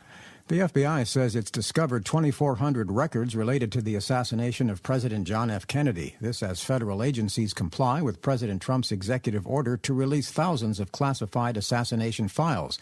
The FBI is transferring the documents to the National Archives and Records Administration to be included in the declassification process. Michael Toscano, CBS News. Balanced, fair, thoughtful. Wave 105 FM. Good afternoon. It is 5 p.m. and that is your time check on the bright side on Wave 105.1 FM. Start your day right with Mornings with Patty Arroyo every weekday morning from 6 to 10 a.m. Then meet me, Pauly Suba, in your afternoon on the bright side. Ride the wave with us on your radio at 105.1 FM or stream us 24/7 at thewave105.com. The sound of Guam is Wave 105.1 FM. There are so many reasons to say yes to priority banking from First Hawaiian Bank. There's the ATM rebates, the exclusive access, the discounts, the fee waivers. Honestly, I'd keep going, but I think I'm running out of time. To hear more, talk to a banker or go to fhb.com/priority. It feels good to go priority. Terms and conditions apply. First Hawaiian Bank. It all starts with yes. This Valentine's, find the perfect match at our Made for Each Other sale at Micropack. Treat yourself and your loved ones to select Sony Smart TVs paired with Yamaha soundbars. Plus, discover even more bundles. Check our social media for the full flyer. Celebrate love and savings today at Micropack. The Bright Side is brought to you by Chili's Grill and Bar. At Chili's, more life, great food, and memories happen here. GTA, we start with you. Loco Jerk, from our family farms to your family table, savor the freshness. Follow Loco Jerk 671 on Instagram and Facebook or visit locojerk.com.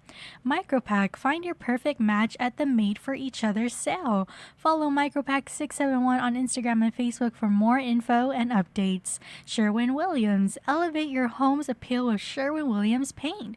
Whether it's residential, roof, or deck coatings, our premium quality ensures lasting beauty and protection. Ask Sherwin-Williams and experience the difference today. Subway, eat fresh in just a few clicks. Order online at subwaypacific.com for pickup at your convenience or for delivery right at your doorstep. Online ordering at subwaypacific.com is powered by Good to Go, we deliver. At Subway, you gotta refresh to be fresh.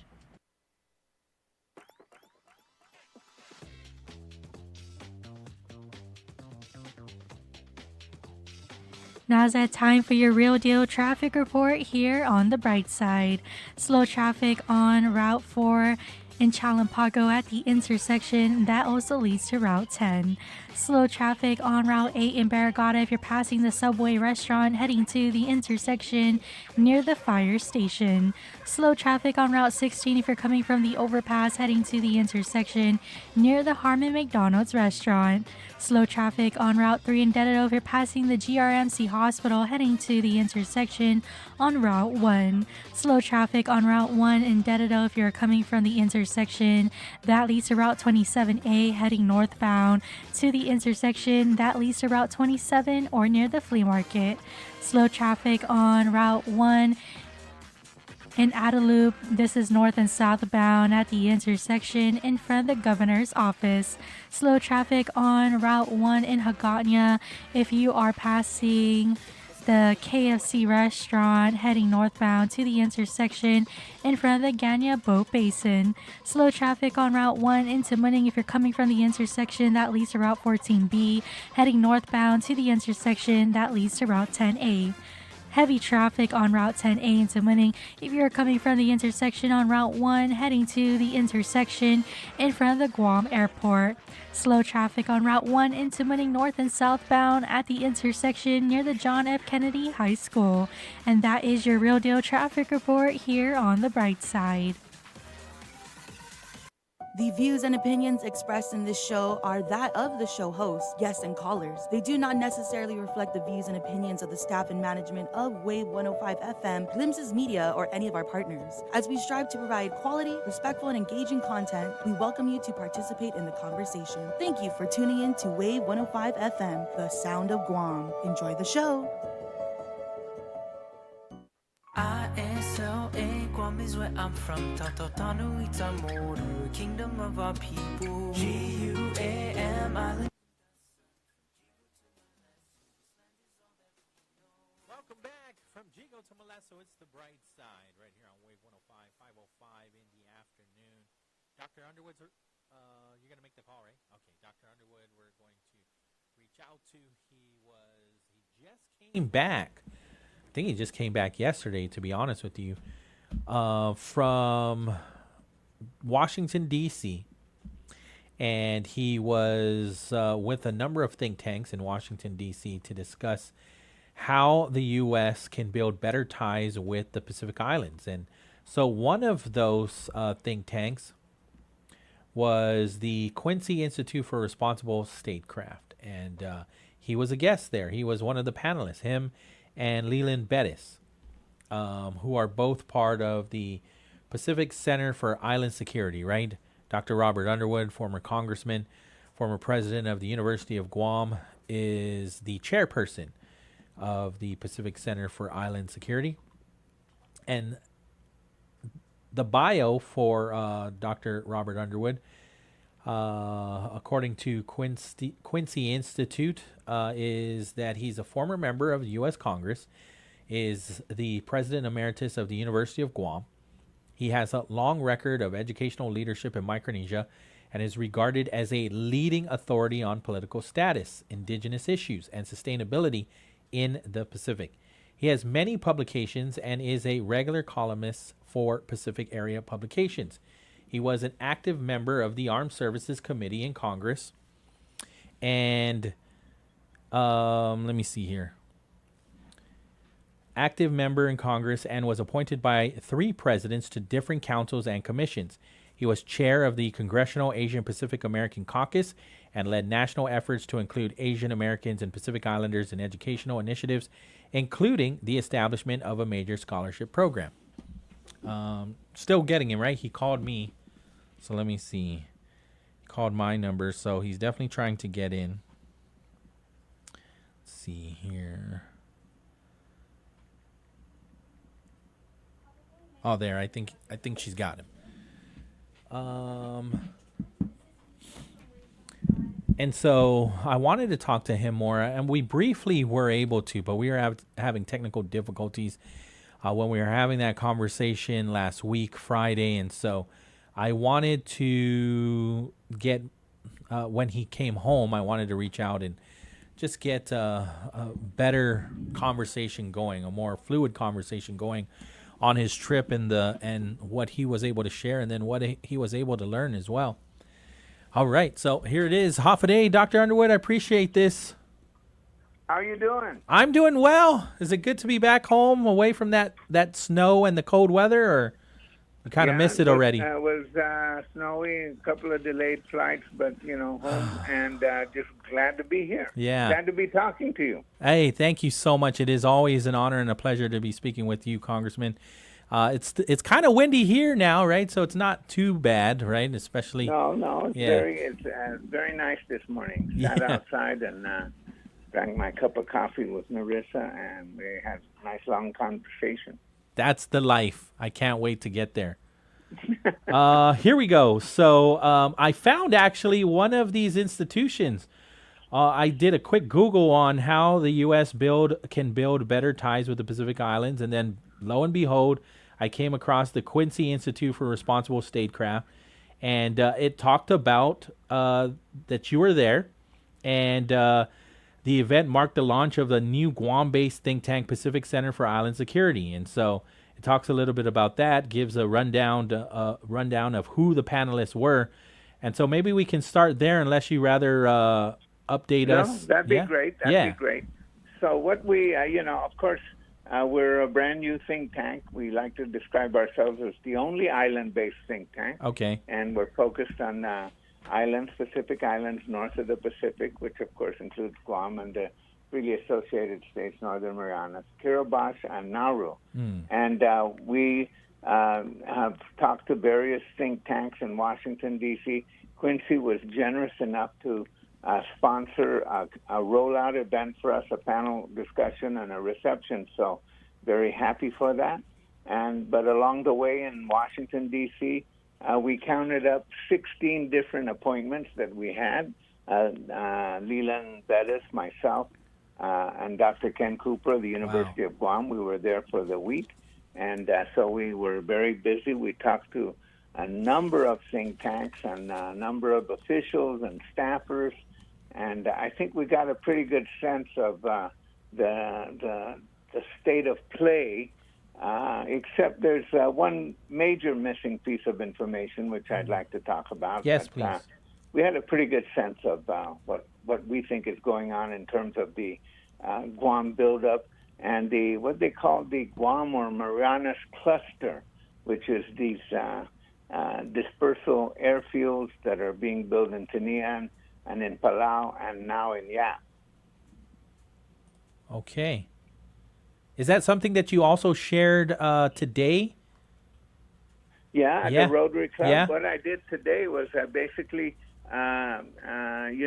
laid out what we did. But I think more importantly, I asked the question, what is it? It's always a little bit unclear what the military wants. Uh-huh. But what's less clear is what does Guam want? Right. I mean, that's just like the open question. It's like we act as if we cannot want anything.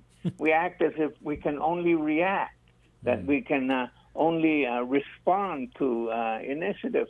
Well, while it lacks clarity because it's a very strained and confusing time period in Washington, D.C. with the new Trump administration, lots of things going on, a little bit of confusion, well, not a little bit, a lot of confusion, and a lack of clarity about a direct path on what is going to happen between the United States and how it will confront or how it will deal with this geostrategic, geoeconomic competition with China, and what does that portend for us in the middle of it, in the islands, flyover territory.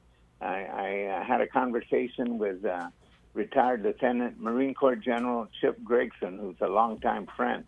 And he said, I'm glad you're picking this up, Robert, because you're the flyover island, No, they only think of you in one way, and then they fly over you to get to where they're going between North America and Asia.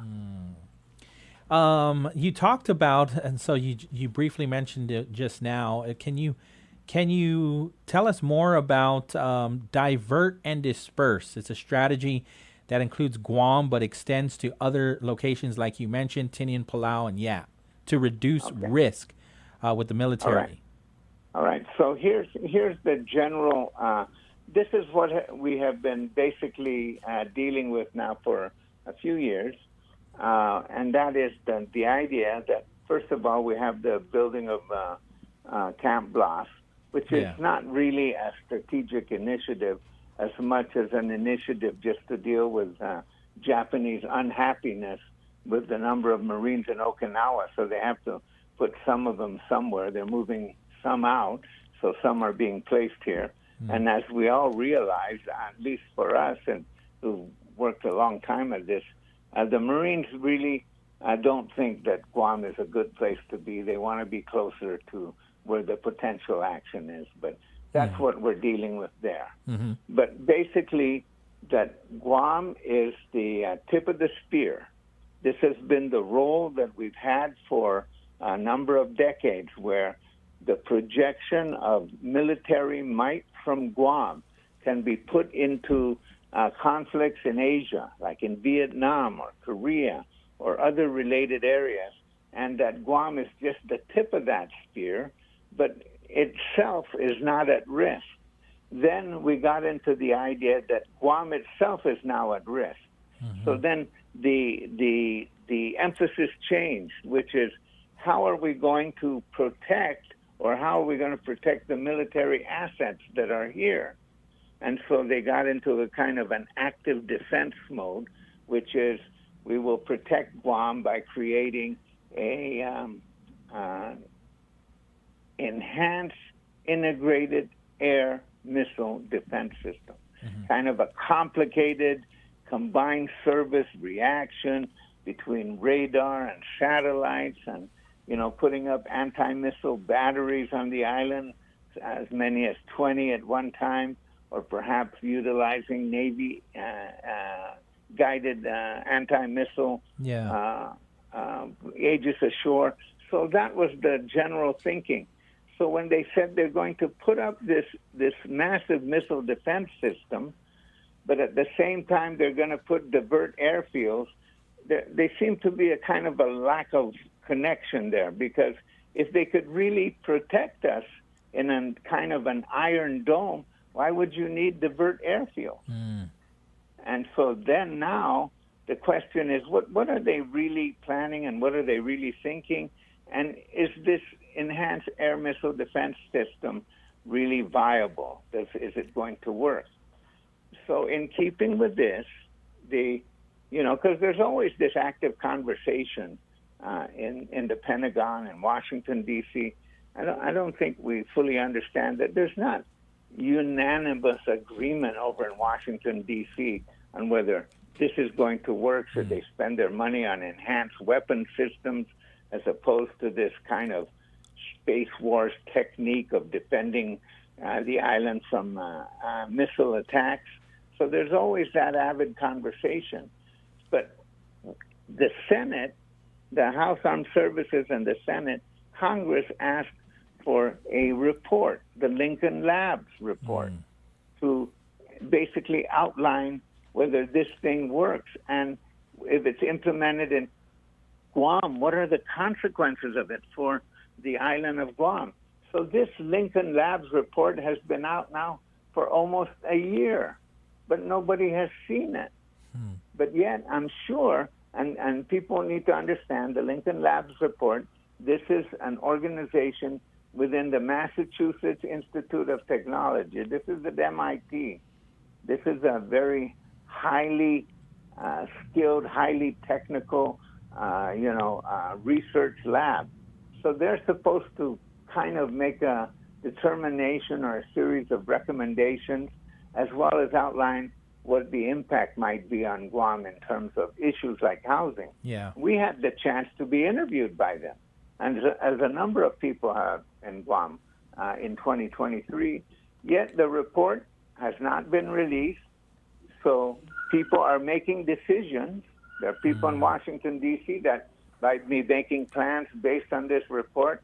I haven't seen it. Maybe some people in elected office have seen it in Guam. But certainly that information should be out in, some kind of redacted form. Not interested in the highly technical, top secret part. But there should be nothing top secret about housing issues. Yeah. And then also you mentioned before when we were talking last Friday that even President Donald Trump might not be interested in what we're doing in Guam, but rather create an iron dome for all of North America. Well, from that time that we talked, he issued the executive order. To create an iron dome. Yeah. From To that look time into we it, had right? that conversation, because he's had this idea before. Yeah. So now he wants to work on an iron dome. Does that mean that the Guam missile defense system is a prototype? Does that mean that energy is going to be sucked away from this? Does that mean that all the defense contractors in the world are now figuring out how to monetize this interest? And is it really feasible? And I don't think there are really very many physicists or scientists or astrophysicists who think that is a feasible system. So it's the consternation that is ongoing right now inside the Trump administration and the environment that is created. So there are some schools of thought, as we kind of sorted out and kind of looked at our conversation. There's some people who are saying, well, they're going to continue to scale back this enhanced integrated air missile defense system for Guam, Instead of having, originally there were over 20 batteries, now it's down to 15.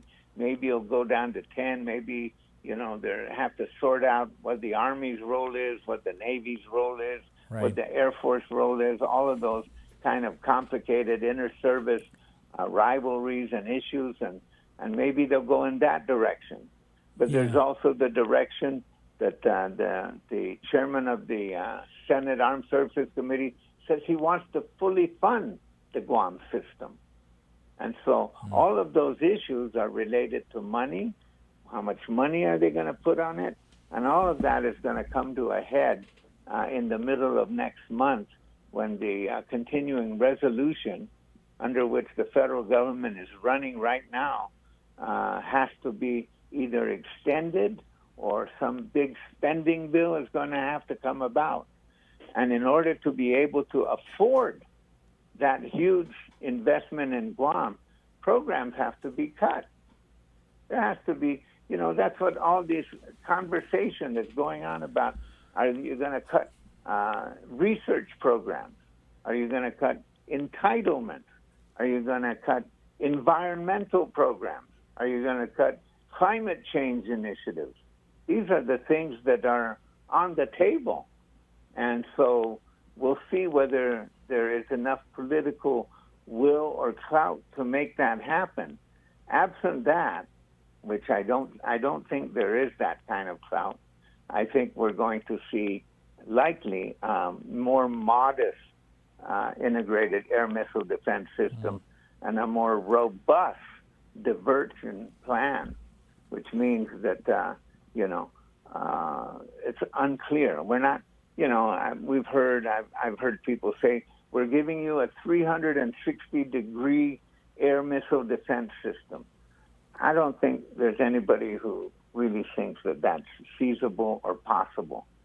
So, and if they are going to build this air missile defense system, is it just enough to sustain an initial barrage of missiles, and then after that initial barrage of missiles, then all the forces, of course, could have been dispersed or diverted by then. Enough time to shoot back. But here's the other line. Here's the other line, Pauly. What is the real threat of conflict with China? So we were told a few years back, and that the assessment that was coming out of Indo-PACOM, that we could see actual conflict in 2027 between the United States and China over a landing, an invasion by China, the People's Republic of China in Taiwan. I couldn't find anybody who thinks that way anymore. They've kind of delayed that. They said, oh, maybe it'll happen in 2030 or maybe it'll happen in 2035. So your threat assessment has to match up with the intensity of your plans and the consequences to our community. Yeah. And those things aren't matching up. What is the consequence to our community? Why are we preparing and we're asking to rearrange our lives in preparation for a conflict not very many people think it's going to happen in this decade? Well, and then also you're bringing in more military families, and then so it strains the housing That's right. inventory. We're being asked to change the way we live. We're being asked to suffer the consequences of a full-scale buildup for something that is, at this current moment, not likely to happen. So your threat assessment, and of course the threat assessment can vary over time. To be sure, there is competition between the United States and China.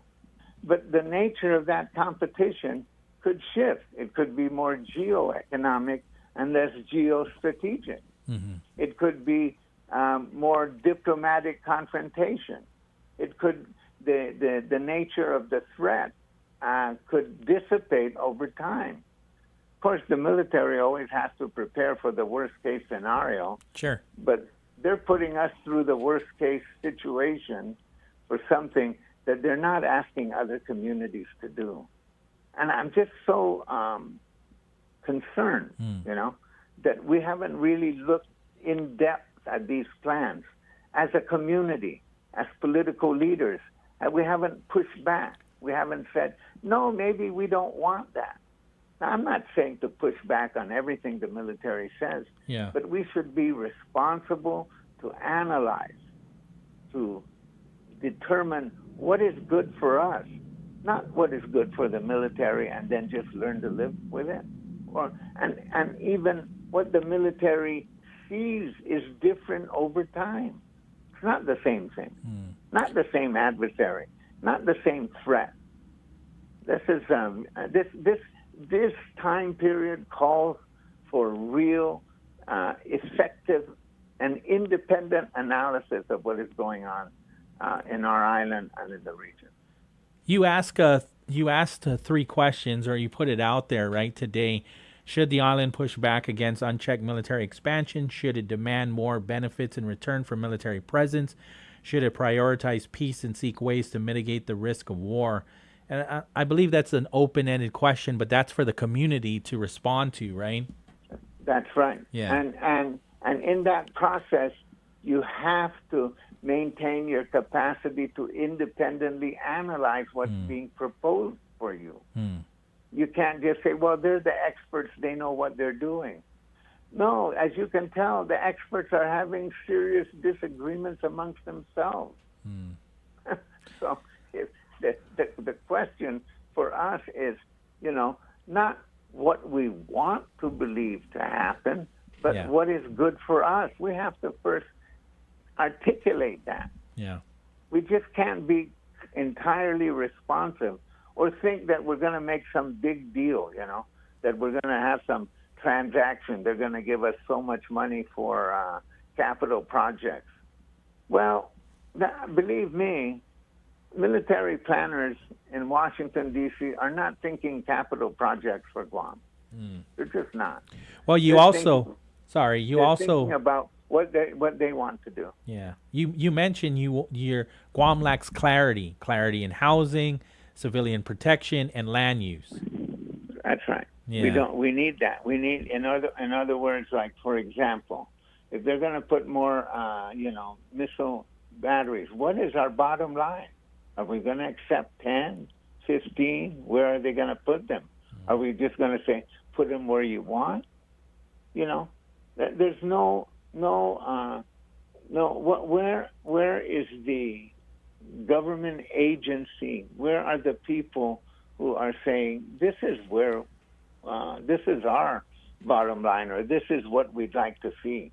Instead, we are always just reactive, as if we were powerless. But we're not, because things can change. And information can give you the power to shape the things that are coming, alter the course a little bit, maybe even block entirely some plans that may not be good for us. I got somebody that texted me and wanted me to ask you, how can ordinary citizens get involved in advocating for Guam's interests both nationally and internationally, besides submitting public testimony to the military or legislature, etc.? Be informed, yes, and of course utilize that. But utilize that judiciously and regularly. You have to communicate with the senators and with the governor and with the congressman. Why hasn't the congressman accessed the Lincoln Lab reports and tell us what's in them? I know there's going to be some technical matters there that are technically should be kept secret, but certainly report on housing. What could be secret about that? Yeah. You also go ahead. People should get involved and not just oppose everything the military does, but be careful and analyze and critique and make your sentiments known. I like to use the Pagan example. When it was contemplated that they were going to use Pagan as a landing site, as an area for heavy military exercises, and there was a lot of opposition. People, by the thousands wrote in their opposition to that. So that helped shape the thinking of that. And of course, God helped it along by allowing the volcano to explode up in Pagan. So you had between the messages that were submitted and the volcano, that plan came to an end. You advocate that Guam, or you say that Guam must advocate for itself, ensuring peace of mind by prioritizing local needs and create opportunities for future generations, including access to housing, and then avoid blind acceptance of military decisions, like you have mentioned, especially when officials give inconsistent explanations about defense plans. And so I like your stance on how you're presenting this to think tanks, to Rotarians, to the community, that you're presenting the issues, but you're not giving your direct opinion on how we should address them. Yeah, well, we have an opinion, but of course, individually, those of us who work in PCIS have opinions. But most importantly, we want to be a venue for, raising legitimate criticisms. Yeah. And we want to be interlocutors with other think tanks. When we were in Washington, D.C., we went to the Heritage Foundation, which wrote the report 2025, which, Democrats roundly criticized. The person who's in charge of developing the Indo-Pacific strategy for heritage came to our presentation at Quincy because he wanted to hear us out. And so we're trying to kind of understand what's going on in the think tank world. And he had a very interesting observation, too. He says, we're not just a think tank, we're a do tank. Now, maybe people sort of imperfectly understand what the role of think tanks are. You know, they just don't sit around and analyze and then write papers and go to conferences. Think tanks provide the underpinnings of almost all legislation in Washington, D.C. So they are the ones who are going to make proposals, and they'll kind of assist individual members of Congress. Why don't you try this idea? And it could be anything from Social Security to labor policy to, defense policy and all these things. So think tanks have a very vital and important role.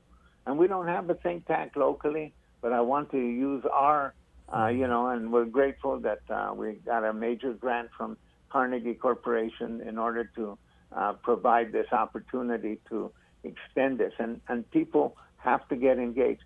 Do not think, by all means, and I mean this seriously, people do not think that just because somebody's in uniform that they can't change their mind, or that they haven't changed their mind already, or that they know everything that's going to happen.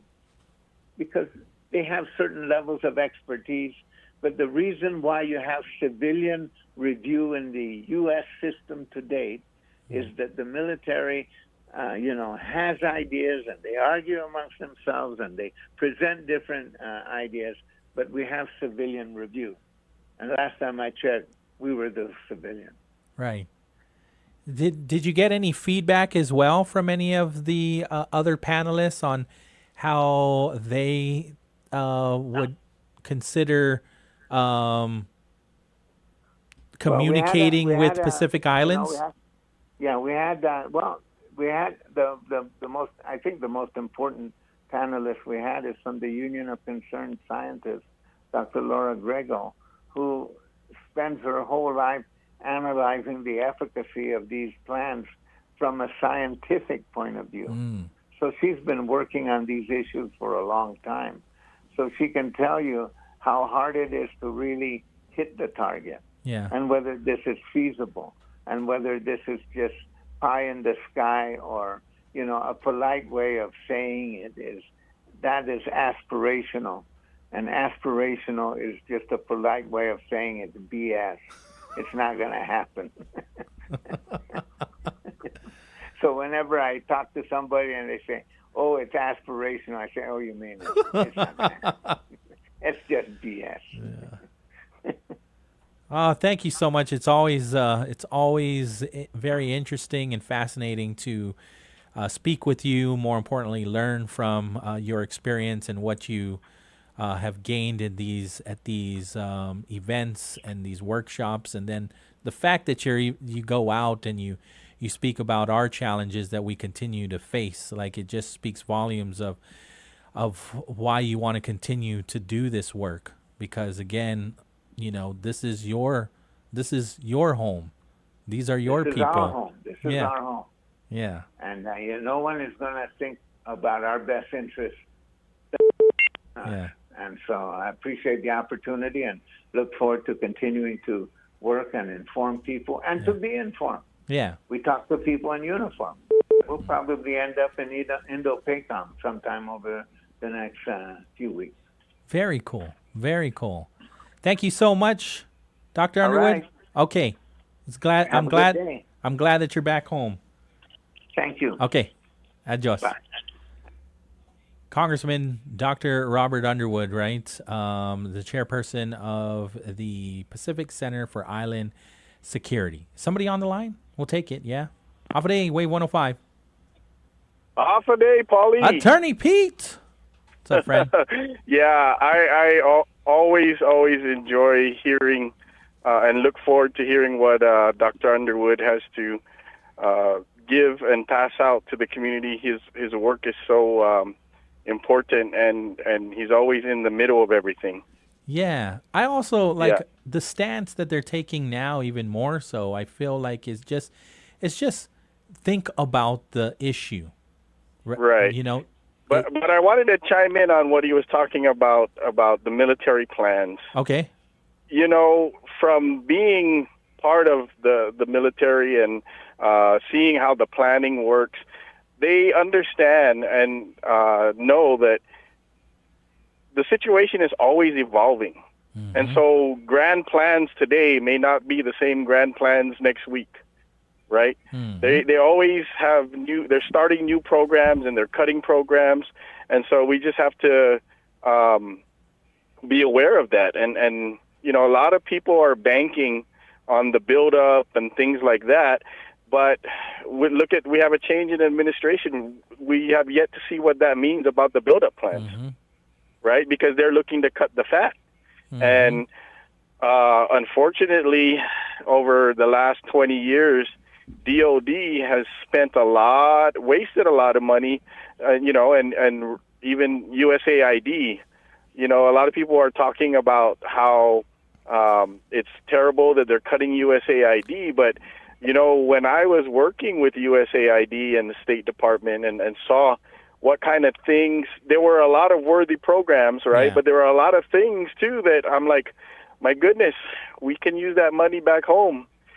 You know, and that's one of the things that, I don't know if you ever heard me talk about it, but when I was out there and dealing with this, you know, it was sort of like an epiphany to me. I was like, my God, we're throwing millions and billions of dollars towards these other countries in USAID money, and you know, and there's no return on investment other than good, you know, good favor. It's money as a weapon system, right? We throw money at people so that they can look at us favorably, right? We're sort of buying their friendship, so to speak, right? But then I'm like, man, throw a few billion of that to Guam, because in Guam we're patriotic. We're using our home as a Navy and a military and a Air Force base, right? Yeah. You know, and yet here we are out there all over the world throwing billions of dollars at other countries, and oh, by the way, a lot of that money doesn't go where it's intended. It goes to into the hands of bad actors. And then also, you know, I've seen lots of projects that were built that were what they call white elephants, right? Big, huge buildings and complexes, and it's out in the middle of nowhere, and there's nobody using it, right? And so that kind of things was like a wake-up call to me. But, you know, just to dovetail off of what Doc was saying, there's a lot of uncertainty, and there's a lot of evolution and a lot of changes of plans, and you have to adapt and overcome. But we can't bank on this, you know, cash cow that we seem to be having right now with all the federal money coming in. It could change. I mean, across the board, even non-military federal money, right? Look at, you guys were talking to DOE earlier, right? So we just gotta prepare and brace ourselves for what's to come, because we don't know. No, we don't. Yeah, we do not. Yeah, no. What you're saying? And unfortunately, I don't have a good feeling about, you know, the folks that are steering the ship right now. Over at the administration, Trump's administration, everywhere, everywhere, everywhere. The administration, the legislature. You know, I don't know if they're. Well, we have a change in party over the legislature. So let's see how the Republicans run things, right? Sure. One thing that I'm noticing from them, though, right, is it's not an immediate like, hell no, governor. Like there's a little bit. Actually, I've noticed it. There's a lot of like, well, let's wait and see how this is all going to unfold before we start, you know, challenging the governor. I haven't even heard them challenge her at all. Yeah, that's the art of compromise, right? Yeah. At the end of the day, the goal is to move forward. And we saw in the last two legislatures, the goal for them was just to grandstand and, you know, be a personality and to get their 15 seconds of fame on TV. That's, to me, what I was seeing. I wasn't seeing them trying to, you know, compromise and try to come up with solutions. I saw them just trying to, like, shoot each other down. Yeah. Mortal Kombat. We'll see, yeah, because there's enough obstacles in our way to progress, right? And so the last thing we want to be is being our own obstacle. Right. Yeah. We cut off our nose to spite our face. Right? That's what we've been having in the last couple of legislatures, right? Yeah. Yeah. And then procurement, I really loved Dr. Judy Guthertz. I don't know if you listened to her this morning. Great conversation with her and Patty, right? And so I agree with her. We have to do something about our procurement process, right? It stalls, it's slowing things down, and then every time, and I get it because she even mentions it, maybe back then it made sense. But there are too many challenges, protests that really make projects come to a halt. The crazy thing about it, Pauly, is we have an example. The federal government, the way they do things, it's much better. And the Attorney General should be doing what's called preventative law, right? It's like preventative medicine. Okay. And what did I mean by preventative law? This is not something I've talked about or I've never talked about. I've talked about this in the past. That means that two things. One, the Attorney General's office should be providing training and guidance constantly, over and over again, to all the agencies. And then they should be, joined at the hip with folks when they're going through the process, right?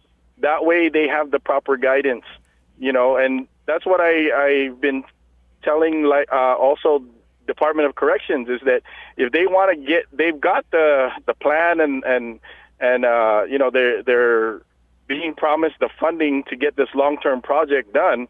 But I told them, you have to have two things. You have to have a dedicated attorney, just for this, not for DOC operations. You have to have a dedicated attorney just for the construction or reconstruction, and you have to have a contracting officer, right, who's trained and certified.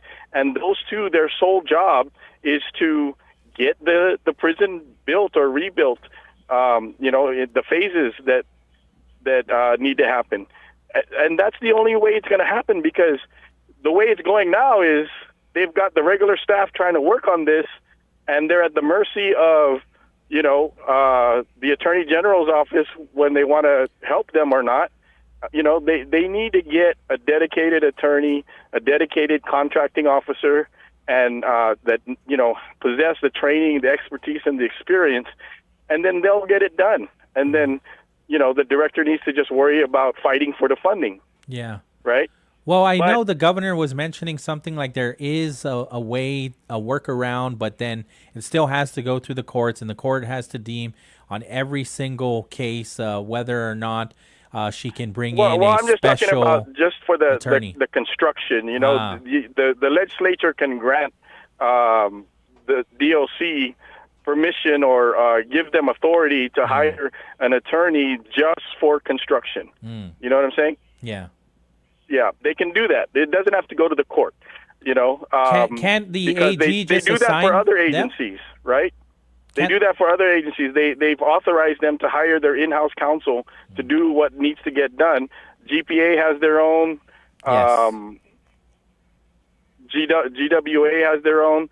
So it can be done, but DOC it's not at the top of anyone's priority. Can the AG just assign them a legal an attorney from his office? They could if they had enough attorneys over there, but they don't. Yeah. Right? They're scrounging as it is.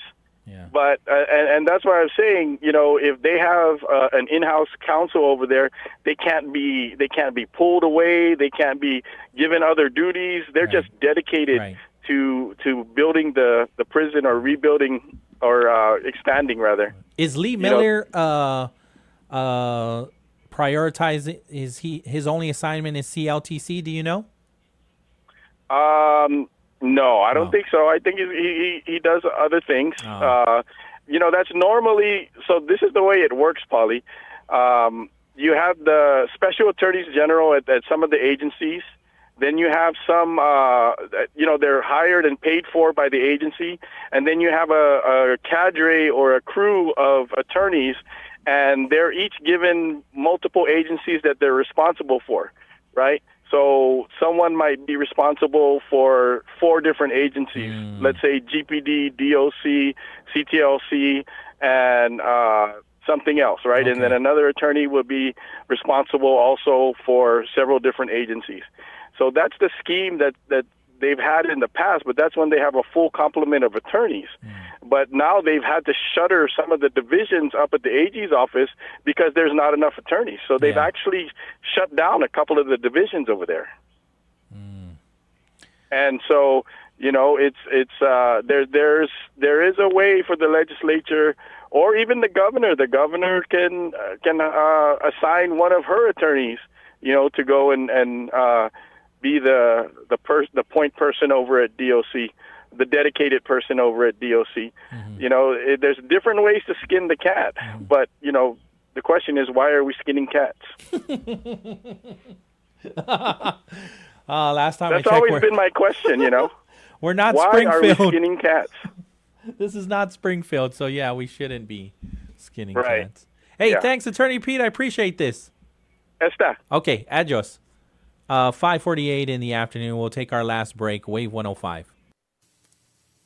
CBS News Brief. Mark Fogel, detained in Russia since 2021, is back in the U.S., and he was at the White House late Tuesday night. The love that I was given sustained me for 3.5 years in a prison that had me in hospitals for more than 100 days. Heavy snow has been falling in mid-Atlantic states. This first responder is with the fire department in the Potomac Mills area of Virginia. If you don't need to drive, you should be off the roads. One of the biggest things that I've seen is that a lot of accidents happen from people not being properly prepared. President Trump's effort to put USAID employees on administrative leave goes before a federal judge in Washington today. We believe the administration has exceeded its authority. Only Congress can eliminate an executive agency. Tanya Zgirdi is with the American Foreign Service Association. CBS News Brief. I'm Michael Toscano. Hafa Adai, Guam, Johnny Atulai here, inviting you to tune in to Vet Talk Show every Wednesday from 6:30 p.m. to 8 p.m. Join the wave of conversation where Miss Bobby and I address veterans' concerns and benefits for you, only on Wave 105.1 FM. Yo, what's up? It's me, Commander Pat. Hafa Adai, everybody. Reese the Beast here. And we got a little show called The Morning Blender. We want you to tune in every weekday from 6 a.m. till 10 a.m. That's right. Lots of chances to win. We got lots of things to talk about. And, of course, your favorite topics like what's your favorite Chamorro food? Duh, everything. So be sure you tune in Monday through Friday, 6 to 10 a.m. on the station Powering Your Day. Power 98. Thanks to our friends at GTA, Burger King, the Agania Shopping Center, Pat's Printing and Detailing, Lysol, what it takes to protect, Chili's, and Subway. Start the year off right with a fresh value meal for just $8 at Subway. Choose a 6-inch sub from a select menu, add a 21-ounce Coke Zero Sugar, and a bag of baked Lay's chips, all for only $8. The $8 fresh value meal is here for a limited time only at Subway. You gotta refresh to be fresh. I noticed you've been flipping the channels looking for a place to land on. Well, I'm here at 105.1 The Wave. I'll make you laugh, maybe cry, but you're gonna hear everything to get you through your morning. Mornings with Patty. You don't have to listen to me, but I think you're gonna want to. Mornings with Patty on The Wave 105 is brought to you by GTA, Chili's Bar and Grill, Bank Pacific, Subway, Sherwin-Williams Paint, Take Care Insurance, and Pat's Denting and Detailing. Now's that time for your last real deal traffic report here on the bright side. Slow traffic on Route 10 in Chalampago if you are heading to the intersection that leads to Route 4.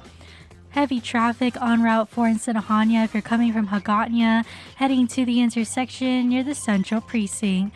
Slow traffic on Route 3 in Dededo if you're passing the GRMC Hospital, heading to the intersection on Route 1.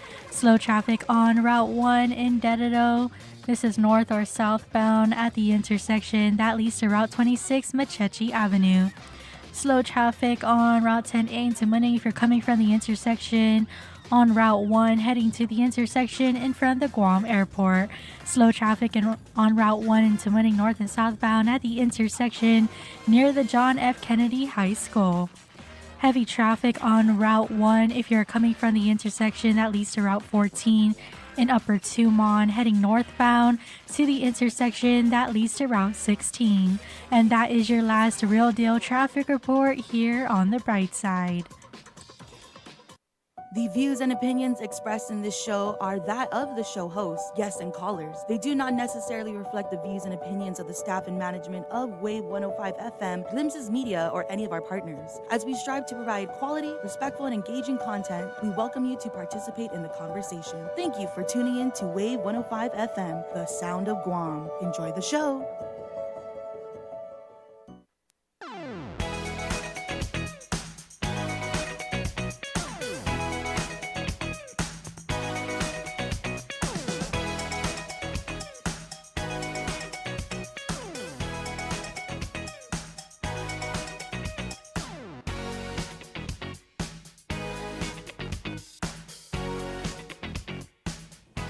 Welcome back to the Bright Side. We only have a few more minutes, but I am in receipt of a letter to, let me see this. I am in receipt of a letter from the governor to Amanda Shelton, former Senator Amanda Shelton, appointment as Deputy Director of the Department of Public Health and Social Services. It's dated for February 5th, but it's effective on March 1st. So the appointment shall be at the pleasure of the governor. Appointing you to this position comes with great responsibility, as your role will be vital to the success of our administration and the well-being of our community. This position places significant demands on your time, energy, and dedication. And integrity and honesty are virtues that I hold in the highest regard, and I am confident that you will exemplify these values in service to the people of Guam. And so, again, this appointment is effective March 1st from Imaga Hagen Guahan Lu Leon Guerrero. Again, appointing former Senator Amanda Shelton as Deputy Director to Public Health. Joe Malik is on the line. Hafa Adai, senor. Joe Malik is on the line. Hafa Adai. Joe Malik is on. Hey. I'm late. You're late? No, you're on time. Don't worry. We still have a couple more minutes. And then Vet Talk's coming up with Uncle Johnny and Auntie Bobby at 6:30. So you're not late. No, I'm still down at the ranch. Oh. Hey. Hafa? Apa Pagu Metculis, Webis? Metculis. Metculis? Yeah, Metculis. Oh. Web is tomorrow. To take out my trash bin. Oh, What yeah. do they call it? Trash bin? Trash bin. Yours is trash pickup is Thursday for you? Yes, Thursday Me is Metculis for me. Metculis? Yeah. This morning. So they picked this morning, right? Yeah, they picked up mine. You want to drink Bud Light? I moved on to Michelob Ultra. I'm a social drinker though, Joe Malik. I don't have beer in my refrigerator. I know. I don't have beer in my fridge. I usually only drink when I'm with friends, at a party. I'll have one or two. So most of the time, I'm the designated driver, though, so it's not me. I only drink 2 cans. The city's down here at the ranch is hot. Yeah. So Yeah, nothing like an ice cold beer, right? When it's hot. Yeah. Yep. Hey. Hey, so I found out it looks like we were talking about what about Talafofo, but it looks like you are going to get a new police substation. An award was granted to a company to begin construction in a substation, police substation that's going to be constructed near the Talafofo gym. Man, I said, build a substation down here in La Well, it's still nearby.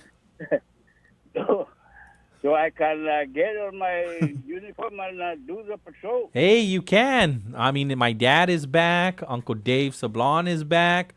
Uncle Chief Jim Marquez is back. So, yeah, you can. You can, too. What about Captain Salas? I'm not Is sure. back on, I'm not sure. I don't know. Captain Salas? I'm not sure. I'm not. They're the only three that I know of. Maybe Uncle Allen. I think I remember seeing Uncle Allen. Yeah. Yeah, he's the funniest man on this island, that's for sure. That guy is hilarious. I had him for a while. Have you seen his stand-up? Have you seen Uncle Allen's stand-up? It is the best. Like, we don't need Joe Coy when we have Uncle Allen. This guy's got, like, all the props. He's a traffic investigator. Yes. Yes. And then him and Uncle Tommy Cruise, but unfortunately we lost Tom Cruise. Do you remember him? Not Tom Cruise, the actor. Tom Cruise, the police officer. That used to be the joke, too. No, it's good. I mean, now that they're going to open up the precinct up in Zigu. Yeah, well, that's still a ways, because they first need to get the bill to pass to transfer the property back to GPD. So that's a ways, but, you know, we're closer to the Talafofo substation, police station. He said near the Talafofo gym. Is over in Agat. Yeah, He that's said the... Talafofo is okay. Yeah. I mean, you do have the southern precinct in Hoggett. That's Senator Pito Terlai now. That's it's named after him. Yeah. So that's why I'm asking for in around so that they can name the substation Zomaulik. They can still name the Talafofo one after you. No, there's a lot of these Talafofo. No, this is the coverage. Yeah. Yeah. Yes, it is. Yeah. It is. Talafofo big area is from Agube down to Malolo, Inarahan, Marisu, and Yumadak. The western precinct is Yumadak, Santalita, Hoggett, Piti. That's the coverage. What about Asan Maina also, right? Asan Maina, that's the farthest they go up? That's covered by Central Precinct. Oh, okay. But we don't have a Central Precinct no more. I mean, Sinahanya, I guess. So they need to cover Asan Maina. So Sinahanya will No. Okay. Then they'll cover Barigada. Yeah. Cañada Barigada. Right. Tamune. Yeah. Tomhum. Hormone. And then the Northern Precinct. Yeah. Hormone. Dedigo and Zigo. And don't remind me about the pregnant woman that delivers on the side of the road, man. What? When? You're a doctor? No, I was on patrol and this lady. When? What year? Pulled over on the side, right across Mercedes Mall. What year? Oh, man, that's a long time It was a long time ago? Oh, okay. 1973, 1974. That's the best story. She pulled over on the side of the road, so I pulled over and checked what's wrong. And she told me that she's having a baby. That's the best story. So you delivered the baby? She's wearing a Levi's jean. Oh, no. That's the worst. I had the swivel knife. Yeah, you have to cut it. Yeah, I opened it up and then I placed it on the back of the seat on the patrol car. Yeah. Why? And I went on a code one. That means siren and blue light. Yeah. That was the old Guam Memorial. Yes. And I pulled in on the emergency area. Okay. And the nurse and doctor came out with the stretcher and and took the lady inside the emergency room. Okay, And so- I waited at the waiting room, Yeah.